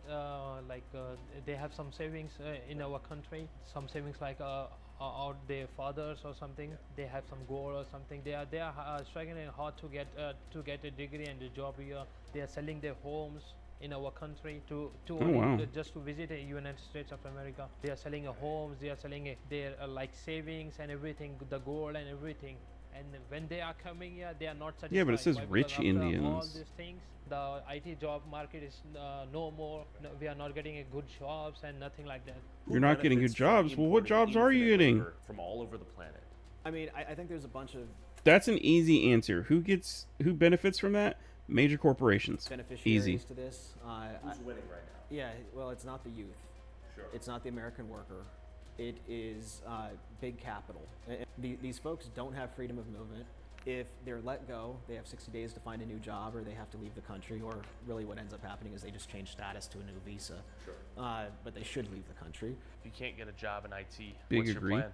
The last option, if I will not get a job, even I also find a girl on the dating places. I find a girl on the dating Not in places. Indian girls. Who? One white and one Mexican. The white women, they are not greedy. Some of them greedy, but everyone not is greedy. But in Mexicans, you cannot trust them. What have you seen? What have they You done can't to you? trust them. One of my friend is sorry. So he's just thinking to what to do, and he's trying to get a jobs and a lot of things. After that, all the hard working, he's not getting a job. So he find a girl. So first my friend said, "Oh, I like you. Can I get your number or something?" Okay. And then they went for the dates and everything. They went my for the friend, dates. he said to their Mexican girls, "Oh, can I ask you for the favor? It's not only my favor, it's your too." Why? Because you are struggling hard, so it's really good for you too. So can we do a marriage just to fix my papers? Fake Sure. marriage. She said, yeah, okay then. Did they get married? Yeah, they get married, and the thing is that after they getting married, and she said, I have some conditions, like when she's going to sign the papers, she wants $5,000 in her first month. Well, let's look at Amazon, right? They laid off 16,000 people January 28th, 15,000 in October. Well, I mean, she's I am committing sure those were not only marriage in fact, I know / of at immigration least one that fraud. wasn't an American. Now, the So difference between her and I is I'm sitting here, right? I'm not worried about being deported. My visa's not going to get lapsed. And these folks, I mean, they bought cars on 5-year notes. Their entire family will be uprooted. They may even have a kid here that's now an American by birthright citizenship. When someone has that don't much like to birthright lose, you can really citizenship compel like them to that. do anything you want. You Then sure we see can. them giving up everything in order It's slavery with fulfill extra this steps. dream, or get their kids from this status of being lower or middle class to upper middle class and beyond. They may sell the family farm for all that, right? Back home, their families are becoming millionaires, so to speak. Oh yeah, multimillionaires, right? They're wealthy, and so I think we just sort of we created that gold rush. And this is a torta. Oh shit. Okay. And after that, she is telling, like, this is my first thing, this is my first condition, and now listen my second condition. Every month you have to pay me like on the payments, like every month $1,000. After that, in additional to, you have to pay some of my rent, some of my bills. So it's like a real Rent marriage. and bills. Yeah, but she don't want to Jesus. sleep with my friend. And she doesn't want to have sex. Yeah, no. It's not a real relationship. No, she just wants the money. Just want money. Even my friend, after they got married. Yeah. Wow, I tried to scam the government by having a fake, essentially like a green card marriage, and wow, it didn't work out for me because I was getting scammed. No shit. He already gave $5,000 to her. After she receiving $5,000, she is like disappear. She's not responding. She's not receiving the calls and everything. She just ignoring. She needs the money. When she gets a time for her payments, she's calling, oh, where are you? She asks for the money. Where is my payment for this month? I'm doing your work from last 2 days and you're not paying for me. When she got her money for the payments, for the first payment month, then she disappeared again? She did the same thing. She'll come back the next month for more money. And this friend, this isn't about you? The thing, You're not the friend, right? I'm the person. You Yeah. You are? Yeah. Shocking. This happened to you. I heard I did a lot of hard work, like 8 to 9 months to get that money, and the beach she took in 2 months. How is it being an Indian in 2026 here in Texas? Oh, here they are thinking like they are saying also like they are thinking, oh, Indians, you are Indians, you are not our category. You just be aside. One homeless came to my store. And he's telling me, like, he's asking me, oh, can I get the lighter? I said, okay, you have to pay for that lighter. He's telling me like, this is my country. I'm just fed up with these things. Really? Yeah, So from only just from 2 months, what I say. She ruined the whole experience. All the things, all the dreams. Yeah.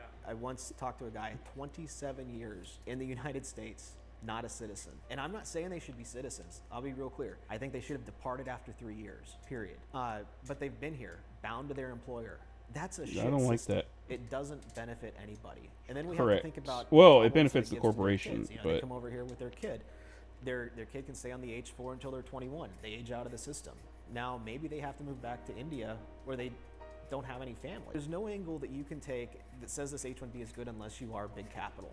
Yeah. Correct. There's not. GDP That's who goes benefits. up. GDP goes up. Number I read goes today up. that That's there are right. 104 Graph go million up. people That's that what are it's not all employed about. Or seeking employment in the United States right now. It's a lot of people. Like, are we How much? employed? GDP goes up.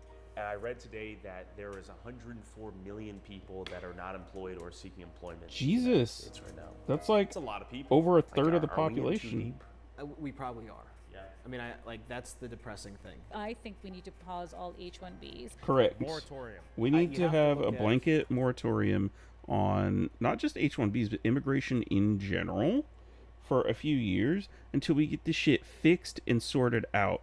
Because this is going to be really bad, y'all. Illegal immigration. We're on the brink of versus like legal economic immigration. collapse And and population right collapse now, too. I think the nation, by the mandate that was given to Trump in the House when in Congress, We're hanging on by a you know, thread. was 2024. And you it can't showed that trust we had the government appetite. to We be like, wanted mass "Hey man, deportations. We let's do the wanted to, thing." you Yes, know, this end is illegal what people immigration. voted But for. now here we are, you know, a couple years into it. You hear the messaging changing away from mass deportations to only criminals. The reason I bring that up is if you don't What have about the appetite to handle amnesty? legal immigration correctly or you know, authoritatively, you're not going to have the appetite to do what needs to happen to put the genie back in the bottle. Agree. The legal aspect. Any of those Agree. guys that are simping for the Indians or the immigration lawyers, you. This is America. This is my nation. This is my Sir, kids' you can't inheritance. see it. You. The system is broken, and we I need to fix fucking it. The way salute they you. interview, they go, hey, we're replacing you guys. We're getting rid of the whole team, and we're replacing you guys with Indians. Yeah, I swear to God. I looked them dead in the eye and go, You guys know I'm Indian, right? Like, no, you don't get it. We're getting rid of you. We're moving the job to India to be done by Indians from India who live there, who will do it cheaper.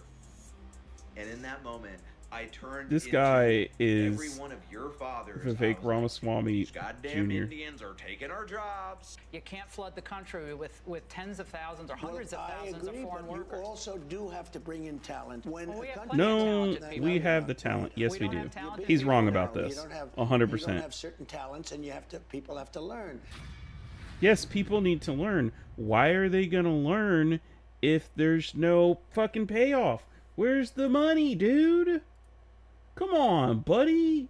What are we doing? Anyways, that was an interesting video. What else we got? New York dad who rescued sex-trafficked daughter from boat sues for $10 million over her psych ward fiasco. A Long Island. I have a friend who lives on Long Island. Dad who allegedly, I don't know why this is allegedly rescued his sex-trafficked 14-year-old daughter from a boat last year, is suing for $10 million over claims she was assaulted as she recovered in a psych ward. Turn the music back on. I was fucking feeling this. We'll turn it down, though. Down. Maybe not that far. Yeah, right there. That's good. Frank Gervasi. Those are some crazy face tattoos. 50 is suing Suffolk County in New York State after his rescued daughter Emma Ray was allegedly assaulted in two separate state-run psychiatric facilities. Jesus. From January to March 2025 after her rescue, according to a lawsuit filed Friday. The father was encouraged and reassured by the County of Suffolk and the court that this was safe and in Emma Ray's best interest to be placed in Sagamore Children's Psychiatric and later Brentwood Residential Center facilities, the lawsuit said. Emma had gone missing for 25 days. What? Emma had gone missing for 25 days in November what? In November 2024. Is this written by an AI? Emma had gone missing for... Okay, I have to do it because we just watched that video, and Emma had gone missing for 25 days in December 2024. I know. No more. We'll move on. Before her father said he rescued from her from a 56-foot yacht docked at Whitecap Marina in Islip. Who wrote this? Did anyone proofread this? Is this written by an AI? What are we doing? Prosecutors said she'd been held captive and was repeatedly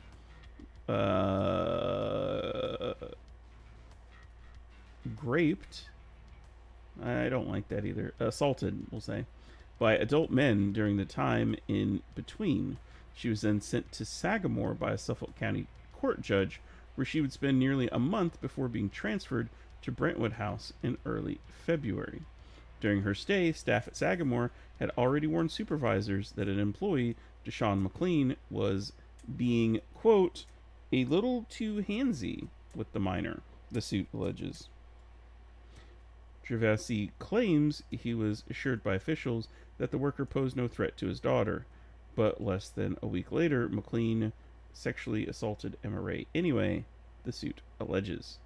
After the traumatic experience, Emma was then transferred to Brentwood House, where second staffer, Joseph Edward, assaulted her again, along with other workers, according to the filing. Jesus Christ. A third employee, Daniel Joyner, was later accused of offering Emma Ray drugs in exchange for seeing her nude. The fuck? While she stayed at the Brentwood facility in May of last year, according to a criminal complaint. What is up with everybody suddenly turning into pedophiles, man? I understand a big chunk of a lot of the stuff that we're seeing nowadays is more people have access to the internet and can, create or upload videos or whatever. And so really it's probably about the same, but we're just hearing about it more. we're more aware because it can't be hidden as well. But it seems like it's like everybody's a PDF now. They're an Adobe Acrobat. Not that Adobe Acrobat. Don't sue me, please. The suit also alleges a Stony Brook University Hospital employee improperly accessed MRA's medical records in January 2025, pulling her name, address, diagnosis, medications, and treatment history, though the hospital was not named as a defendant. I am receiving a phone call from my friend who probably is leaving work but does not realize that I am streaming, which is okay. She hung up on me. The minor was in a zone of danger, and despite that knowledge, officials took no steps to protect the minor, the lawsuit charged. McLean and Joyner were both charged with sex crimes against a minor and are currently free on cash bail, and are due back in court later this month. An 83-count indictment charging 11 people with kidnapping, child trafficking, and assault for their alleged actions against MRA was unsealed in Suffolk County Criminal Court in Riverhead last year. Cases against 10 of the men accused remain active. I think that that's wild. I don't like how much of that I'm seeing here. It's like all the teachers, they're, PDFs. We've got hella politicians who are like, oh yeah, I did this thing and I did that. And, like, I don't really care about people cheating on their spouses and stuff like that. Like, it's not good, but it's like, people do stuff like that. I don't really think it's that big of a deal. Like, I don't need to, get upset about it. It's kind of whatever to me. But then it's like, oh, and by the way, the person involved, why is please stay in place, please? Can you just, thank you. We're getting more people, or it's like, what is the name, Tony Gonzalez, I think, where he pressured his this is a congressman who pressured his staffer into having a sexual relationship with him and stuff, and cheating on her husband and all of this, and I don't know, whatever, psychological impact it had on her or whatever. It caused her to kill herself. She committed suicide. And not even just like, oh, she took a bunch of sleeping pills or, whatever. Oh, the bathtub toaster. She fucking set herself on fire. Which is one of the most painful ways to die, I'm pretty sure.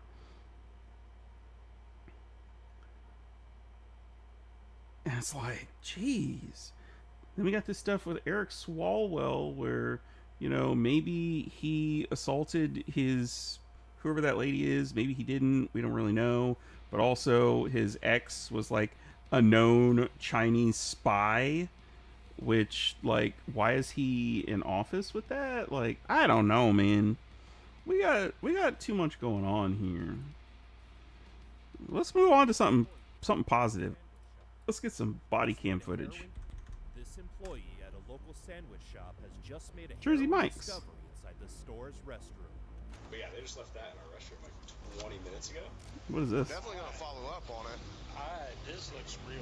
But as officers work to find the woman in desperate need of their help, a disturbing picture about what she may have gone through begins to emerge. I know he's done before. What is this? He's been in jail for domestic abuse with her. Right. He's a piece of lowlife that threatened my kids. And Who? as they finally reach the doorstep of the suspect, the stories waiting for them behind the door are nothing they've expected. What is going on? Sheriff's office. Let me see your hands. Hands. Put your hands up. Your hands. Step out. Sheriff's office. Step out. Let me see your hands. Sheriff's office. Search warrant. Step outside. On May 27th, 2025, a woman left a crumpled note Jeez. next to a toilet paper dispenser in the bathroom of a Jersey Mike's sub sandwich store in Santa Rosa County, Florida. Employees who found the letter were horrified by what was written inside and immediately contacted the police. The following report is based on official police records, and the footage has never been seen by the public before. Oh boy. Oh, what's up, man? Oh, yeah. So somebody just left this in our restroom. Just left, or how long has it been? Maybe 20 minutes. 20 minutes? Yeah. The note said, "Please help. Text I need a wellness check sent to Navarre, Florida. I'm being kept here against my will. Let cops know. Don't approach the house unless my Hyundai Kona is in the driveway, because his parents will alert him, and he will hurt me and make us run in the car again. The parents help him keep me here. I just want to get home to my kids and family. No missing person reports because they notify phones, and no messaging my media because he has and controls my phone so he will know. My name is Rochelle. Please help me. Get me home. Help. Get me before May 30th. Was she in here? Yeah, it was. I think it was 2 door dashers. Like Gee, picking up the order. 30. And they came in. He picked up the order. Was pacing. Like I just straight up thought they were high on shit. Like just pacing around shit. Like she was in the bathroom for like 10 minutes. I was like, what the f are they doing? Well, they leave. Like no longer than 20 minutes. That just swept the lobby. They were together or just one person? It was 2 of them, guy and a girl. So they were together door dashing. She was in the bathroom. Left the pen in the bathroom. Wrote that out. That got left in the restroom. But I don't know if it's a scam or what it would be. Because if you're actually being held hostage, why are we texting the phone number? Me and my partner were just talking about this. You know those docuseries that you see on Netflix and stuff, and you're like, people were held captive for years and stuff? That's true.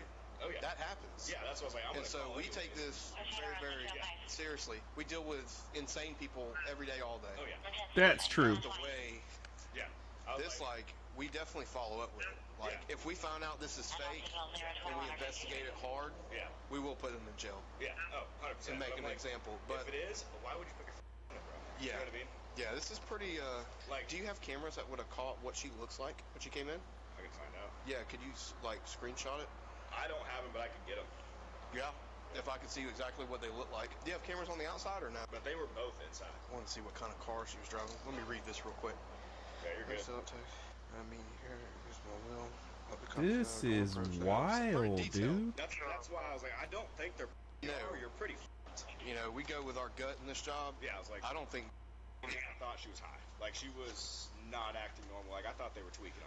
And then. Do they look like tweakers, or did they just odd, or they're just?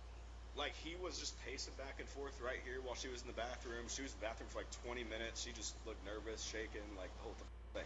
Like I was like, oh, they're fucking high. Like they're just door dashing to get some drug money, whatever. And then, like I said, it couldn't have been more than 20, 25 minutes ago now because I had just swept the lobby, swept the bathrooms, cleaned up everything. So everything's clean, good. And then my girl in there went to go use the restroom. She came out shaking. She was like, what? I'm not going to name drop you in their report. Now, read this. She was spazzing out, worried, nervous. Probably because she was trying to get the guts and courage to actually fill that out. Yeah. Correct. It was legit to me. I was literally pulling past the house when you told me. Yeah. So I just acted like I was just driving down the road, kept on going. I couldn't really get a good glimpse of the cars because it was dark. There's a white sedan in the driveway, and then another car that's kind of in the shadow. That car that's listed on there is a mid-size SUV. Okay, so it looked like an SUV that was kind of sitting off in the shadow. I have no idea. Dark color? It says a car on there, and I know what kind of car that is. It's like a mid-sized SUV. I will say the headlights and taillights. Is that the one where it has the weird, it's the straight bars? It's got 2 bars on either side. It almost looks like a field goal. Almost like a football field goal, except for the poles go straight down on the sides instead of in the middle. What? That's the front. So that's the headlights. Like they're. Okay, I'm thinking different. If you that one see is them very. on, Yeah, that is very distinguishable. Damn near what it is, like instantly. It says in the letter, Hyundai Kona is in the driveway. Let me Google this. I got my phone right here. Hurt me and make us run in the car. When I was pulling in onto the street, there was a Ford Explorer that freaking turned out and hauled out. But there was no way that it would have been tipped off unless she slipped and said something. There wasn't enough. Kind of distinctive looking. I haven't calibrated that sucker, so I didn't have any takeoff on it. I don't see shots from the. They couldn't find anything on her. Oh yeah, that is pretty distinctive looking. Yeah. Okay. I'll give them that. So back last year with contact with her, dude was arrested for bad behavior on her. But the way that the report reads here, actually, you go ahead and skim the report real quick and see what you think of it. Another employee shared CCTV footage of the victim and her partner with the officers. That's when they noticed something very concerning. She has blue hair? They walk in together. They leave together. She beelines it to the bathroom. Right here.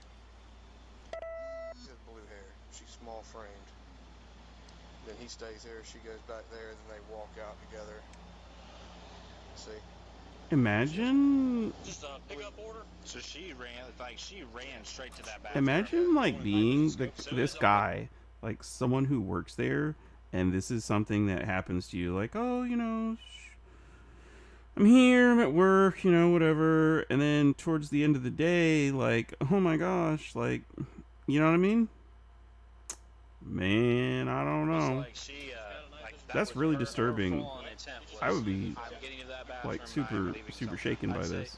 But let's park down When I find out, hey, by the way, she actually was kidnapped, and it's like, let's get somebody whoa. to try to be on the backside, because if it is true and she's talking about them taking off in the car for the parents covering, we need to have somebody around back in case they do try to take off. He's controlling her regardless of, you know, but if there's something to this. Somebody don't want to be helped. Like, we go and knock and she answers, she goes, I'm fine, we're out. That's a downfall. Thing is, try to get her separated. It's hard when they're controlling to get them actually separated from their controller. You got enough note just to, you know, pull her out. And if they want to intervene, they can intervene. I mean, that's what I'm thinking. I wonder if I can see in the parking lot. Yep, that's it right there. What is it? Looks like a sedan. Remember how I was saying those headlights? That's it right there. It's like a new sedan. So using her car to DoorDash, which is probably why she's saying her car's there. The suspect was later identified as 34-year-old Jordan Williams. That sure is a hairstyle. Pro wrestler who went by the ring name Jaden Steele. It was A pro discovered that wrestler. both he and Rochelle had a history of violence. When investigators spoke to Rochelle's ex-husband, he had many more alarming details to share about her toxic relationship. So she has been held hostage by him before? What? Went back to him. She beat the shit out of her somewhere down in the bar. Yeah. I took her in. She went back to him.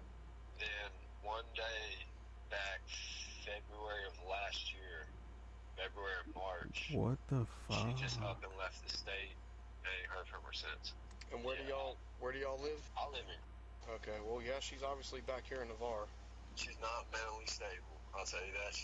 I don't know that she has had her medications, but when we were married, she had to be on medications, and I don't think she can afford those being separated. What was she diagnosed with? Bipolar, schizophrenic, all kinds of shit, man. You name it. Yeah, okay. I almost had to have her bank corrected a couple times. Yeah, okay. And she has had some tendencies in the past. I know that. I can't tell you much else, man. It's been years. Yeah, okay. Do you think he could have her hostage again? Well, if he's had her hostage in the past? Do I think so? Yeah. Yeah, he's a piece of lowlife that threatened my fucking kids. He's threatened to come up here and orphan all of my kids, threatened to come in here and do, man, this dude ain't right. He beats women, spits in their mouth. Like, when she got Hang? last time, she told me how he had her tied up in the bed and was spit in her mouth. Ugh. Yeah. Wow. That's gross.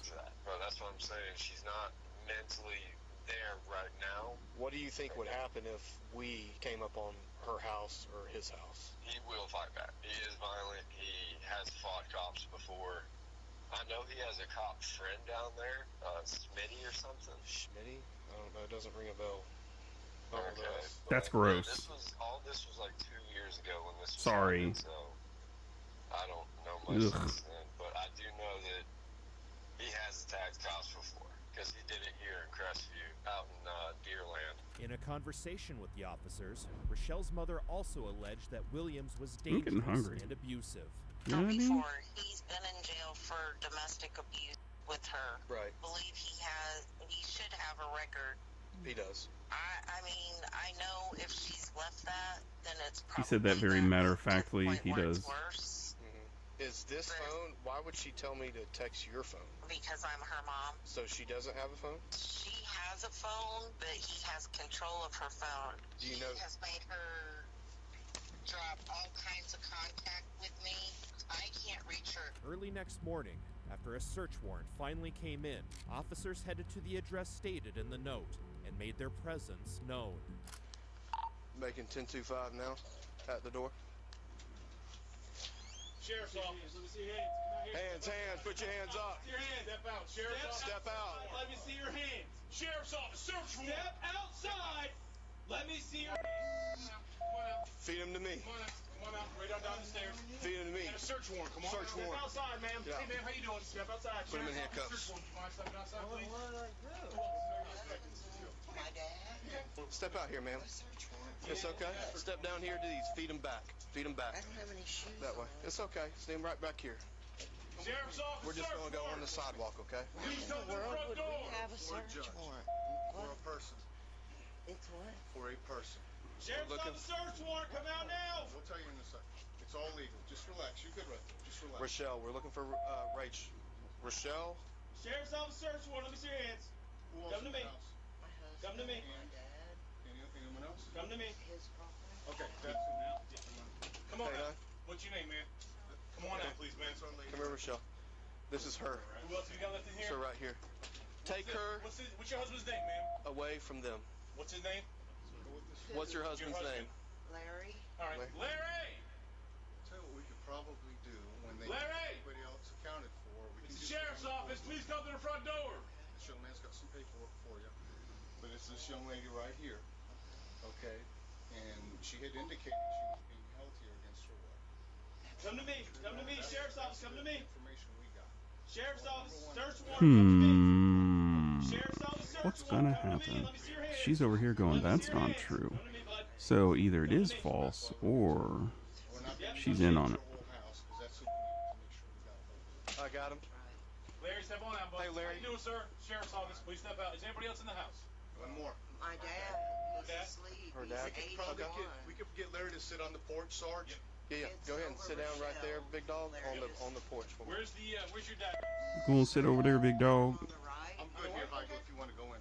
Okay. I got to read you all this, okay? Sarge. Just a warrant, right? Not the application? Yeah, just a warrant. Got you. And we're going to bring him all inside. I want to clean this guy's... He's obviously not. Yes. We're going to bring him inside? Okay. Hey, y'all want to go ahead? You want everybody inside? Or I'm a... Just these three? Everyone? Yeah. Her. Yeah, I got you.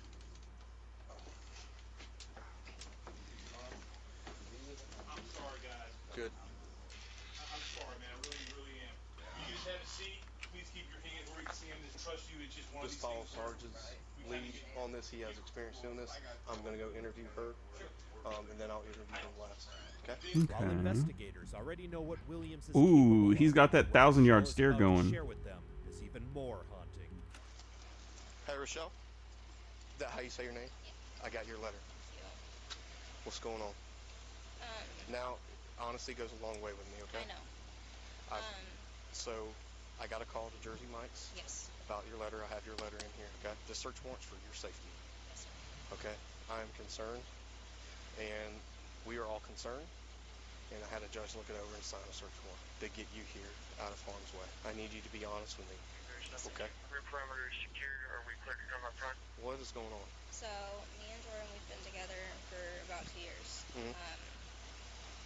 I came back Okay. whenever we separated after the last time because he kept threatening he was going to go after my kids and their dad again. Mhm. And I hoped that I could come and smooth everything over. That's Taylor, right? Yes. Okay. Whenever I came back, he had agreed we were going to talk. Well, whenever that happened, nothing went as planned, and then he wouldn't let me go. For the past 6 months, I've been trying to leave and get out of his house. Mhm. And every time that I tell him I'm leaving, you need to let me go, and everything, he won't let me go. I get my ass beat. I get slammed to the ground. My face has been beat up. I have medical equipment in my head that he's bashed over and over again. And I spoke to your mother about your medical history, and Yes, you and also have a tumor. I've told him I needed medical attention. Do you need to be checked out now or no? Do you want to just do it just to rule it out? The only thing that I have right now is my hand is still healing up because he fractured something in my arm. What the fuck? What is going on I'll here? grab it all, Dalton. I'll take care of it. I'll get it. Was these rights of mine? Do you wish to talk to me? Yeah, I'd like to know what's going on. Okay. You So shouldn't have she's said yeah. alleging some serious allegations about you beating her, holding You her shouldn't have said that, captive, motherfucker. controlling her movements, beating her, injuring her. Something out of all these people I interviewed out here, now is the time to be totally honest with me. Because if you're not honest, just listen. If you're not honest with me, from what I'm hearing, it's some pretty serious allegations. How is y'all's relationship? Up and down rocky. She's got a lot of medical problems on top of like mental health issues, like medications that are expired that she doesn't have anymore. Definitely bipolar. Like my parents, like when she's. How did she get those injuries on her? What injuries are you talking about? The pictures I've seen of her face swelled up, bruises around her throat, black eyes. She has a fractured arm right now. Any idea how that happened? Or who put those on her? The arm injury came from her getting blacked out drunk and wanting to sit there and trip and fall over everything. So man, on that Yeah, just hold tight. Okay, what about her face swelling up the size of a cantaloupe, black eyes, being choked, bruising around her throat, anything like that? How'd that happen? None of that recently's happened. Like as far as like. He didn't ask if it happened recently, Did she do that motherfucker. herself, or did somebody put that on her? I don't put my hands on my girlfriend, sir. Okay, I didn't ask that. I asked who put those injuries on her, or did she do those herself? I don't see that on her face at all, sir. She looks fine to me. Okay. How about you let them look you over real quick? Hey, say she wants to be checked out. Yeah. Just tell the medics of your past what you're telling me. But I've been trying to leave and he beats my ass. And his dad, I've asked to help get me out of the house, and his dad just lets him sit there and beat my ass and keeps me in the room. They won't let me out of here. I literally marched, and I remember it's March 18th because I took pictures of it. His parents were out of town, so I snuck out the back door. I hopped the fence. I ran down this back road. I got halfway down this road, and he comes flying down the road in my car. Jordan. I'm sorry. He flies down that back road. The way in my she's, car. I don't know what it's called. her voice is starting to crack. She's. He almost runs me over, beats my ass, and forces me in the car. And I told him, just let me go. I don't care. Just keep my car. Has he ever kidnapped you? That's pretty much kidnapping somebody. When you force somebody in a car that's telling you to let them go. And you're trying to get away? Car, and I'm trying to get away. Yes. I've told him I don't want to be with you. I don't want on this property. Nobody. And every time you try to leave, he snatches you up, and you can't get out. No, I can't. Okay. And Well, I've snapped pictures here and there of my face beat up. Like, okay. That's the best I can. We're here on a search warrant. She's been held captive here by this guy. So again, who put those injuries on her, or did she do those herself? What injuries are you referring to? The past pictures I've seen on her phone of her head swelled up the size of a watermelon. Her eyes almost be damn He near said, shut. I don't put my hands on her. Neck, but that ain't what he asked, dog. Choked by you for. I have not done any of this. Who did? Like I don't lay hands on. Okay, who did? Well, that would be a good question to understand, So you have no idea who put those. That's a good question. Yeah, we know that that's a good question. That's why he's asking, stupid. Okay, if somebody put those injuries on my girlfriend or my wife, don't you think that I would know who did that, or they would tell me that? I understand what you're saying. I did not put hands on my girlfriend, sir. How long have you been? But he didn't ask if you put hands on her. Over and over. She has. Do you not understand that? Can you just look her over just to make sure nothing's wrong? Then we're gonna go 10-15 with him. You just hear that? No, sir. Kidnapping and false imprisonment all day. He's 10-15. Yeah. What does your phone look like? What kind of phone is it? It's a Google Pixel. It's got What color is it? it's got a pink case, like a pink marble case on it.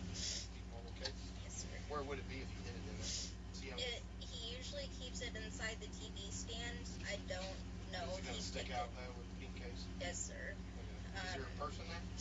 Yes, my purse it's a black bag. It's underneath the pink dresser that's in there. I'm not sure if you can. Can you grab me some shoes? Sure. Are they in his room? Yeah. Y'all stay. She looks really skinny. Yeah. When I get this stuff and get this all taken care of, you're gonna go to the hospital, okay? Of the malnourished variety. All right. You know what I mean? He's gonna be going to jail for some big charges, okay? Battery, domestic violence, it's all domestic violence against you. Okay. Did she put those injuries on herself? Yeah. Not to my knowledge, but Not to your knowledge. no, sir. So somebody did that to her, and you have no clue. The only thing that I can account that she could put a damage on herself for is if she gets wiped out drunk. She can't stand. And tries to be a superhero and follow Your name Jordan? Like, I'm not playing with you. Jordan? Yes, sir. I feel like you're not being honest with me, bro. I know, I get that. I've been doing this job a long time. No, I get where Look you're at me. coming from. Look at me. I'm not buying it. I'm not. Is that what you want to go with? I didn't beat on her, sir. Who did? No, she's beating on herself, falling over. Oh, she beats on herself? Okay. I feel so uncomfortable talking about like her personal issues in our relationship, like with serious allegations. I don't feel comfortable talking about the fact that you're arresting me for a serious allegation. Calling herself, doing stupid stuff like that. Spit it out, man. This is you going to jail. Are these yours? Yeah. Like I've had a knife pulled on me by her. Well, there's gonna be some domestic violence paperwork I'm gonna do with her. Okay. Yeah. Mine are on. Okay. Yeah, Whose are these? Okay. You get those. He put them up here so he could switch them out. Oh, okay. All right, brother. Well, you're being arrested. Okay, for kidnapping, false imprisonment, aggravated assault, with a weapon, With battery, a weapon? battery strangulation, felony battery, and some others. Okay. How is she kidnapped? False imprisonment. She's free to go like any given time. Like I said, big dog, I gotta take everybody's statement. You have witnesses in the house that can provide that. Big dog. Yeah. So there you go. That's proof. You have no Come on, idea big what they dog. said. Hold tight. He strangled her. Where she couldn't breathe. They were arguing over. He was arguing with his buddies over wrestling moves or some wrestling and grabbed her by the throat where she couldn't breathe, slammed her down on the ground. She has pictures of her face swelled up like a damn cantaloupe, bruises around her neck. I'm going to get the phone from her. March 18th is when he took the knife to her throat. He stated multiple times that he would kill her, beat her ass, and then another incident I wrote down. You can't do that, buddy. Hey, hon, can I see your phone? Yeah, I don't know how to get the passcode off. Okay. Are you cool if we go through it and pull the pictures off of you that are injured? I don't care what else is on here. I don't give a damn. I just care about you, okay? I'm having crime scene come out here, take pictures of her. Then we'll have a deputy follow you guys to sacred. Just hold tight with us. This is not. Absolutely. All this is dumped on me. So, do you need anything? I'm gonna have a victim advocate come out here and be with you, okay? And she's gonna follow you to the hospital. All right. I'm gonna call your mom. I'm gonna get a game plan. I'm gonna call your mom, tell them that these fine women are gonna transport you to Sacred Heart. Our victim advocate is gonna go with you as well, and then one of us is gonna go with you. I might go with you, and then crime scene might meet us there, or they might come here. I don't know yet. But just bear with me, okay? Bye. Rochelle told officers she was assaulted, threatened with weapons, and was being held in isolation for over 6 months. Authorities observed injuries on the woman, including broken bones. Later that day, Rochelle was discharged from the hospital. Williams faced numerous charges. These include felony aggravated battery, aggravated assault with a deadly weapon, kidnapping, false imprisonment, That's some scary battery shit, by man. strangulation, and misdemeanor battery. He was booked into the Santa Rosa County Jail on May 29, 2025, and ordered to be held without bond. On June 19th, Williams pleaded not guilty to these charges. Oh, boy. No verdict or plea deal has been publicly reported yet. Wow. This a crazy world that we live in, man. Got a lot of people out there doing some real, like, wild things, and it's not good. Man. It's crazy the kind of stuff that you see. You know what I mean? Anyway, I think with that, we're actually going to end it for today. I'll be back tomorrow for sure. I want to watch a bunch of these body cam videos that I have arranged and ready to go. So we'll definitely be back for that. Thank you all for coming by, though. I really appreciate it. If you haven't already, be sure to, if you're on YouTube, like the video, but subscribe, follow if you're on Twitch or Kick. Like I said, I really definitely appreciate you guys coming by. Yeah, it's been quite a day. But as always, thank you very much for watching, and I will catch you next time. Take care.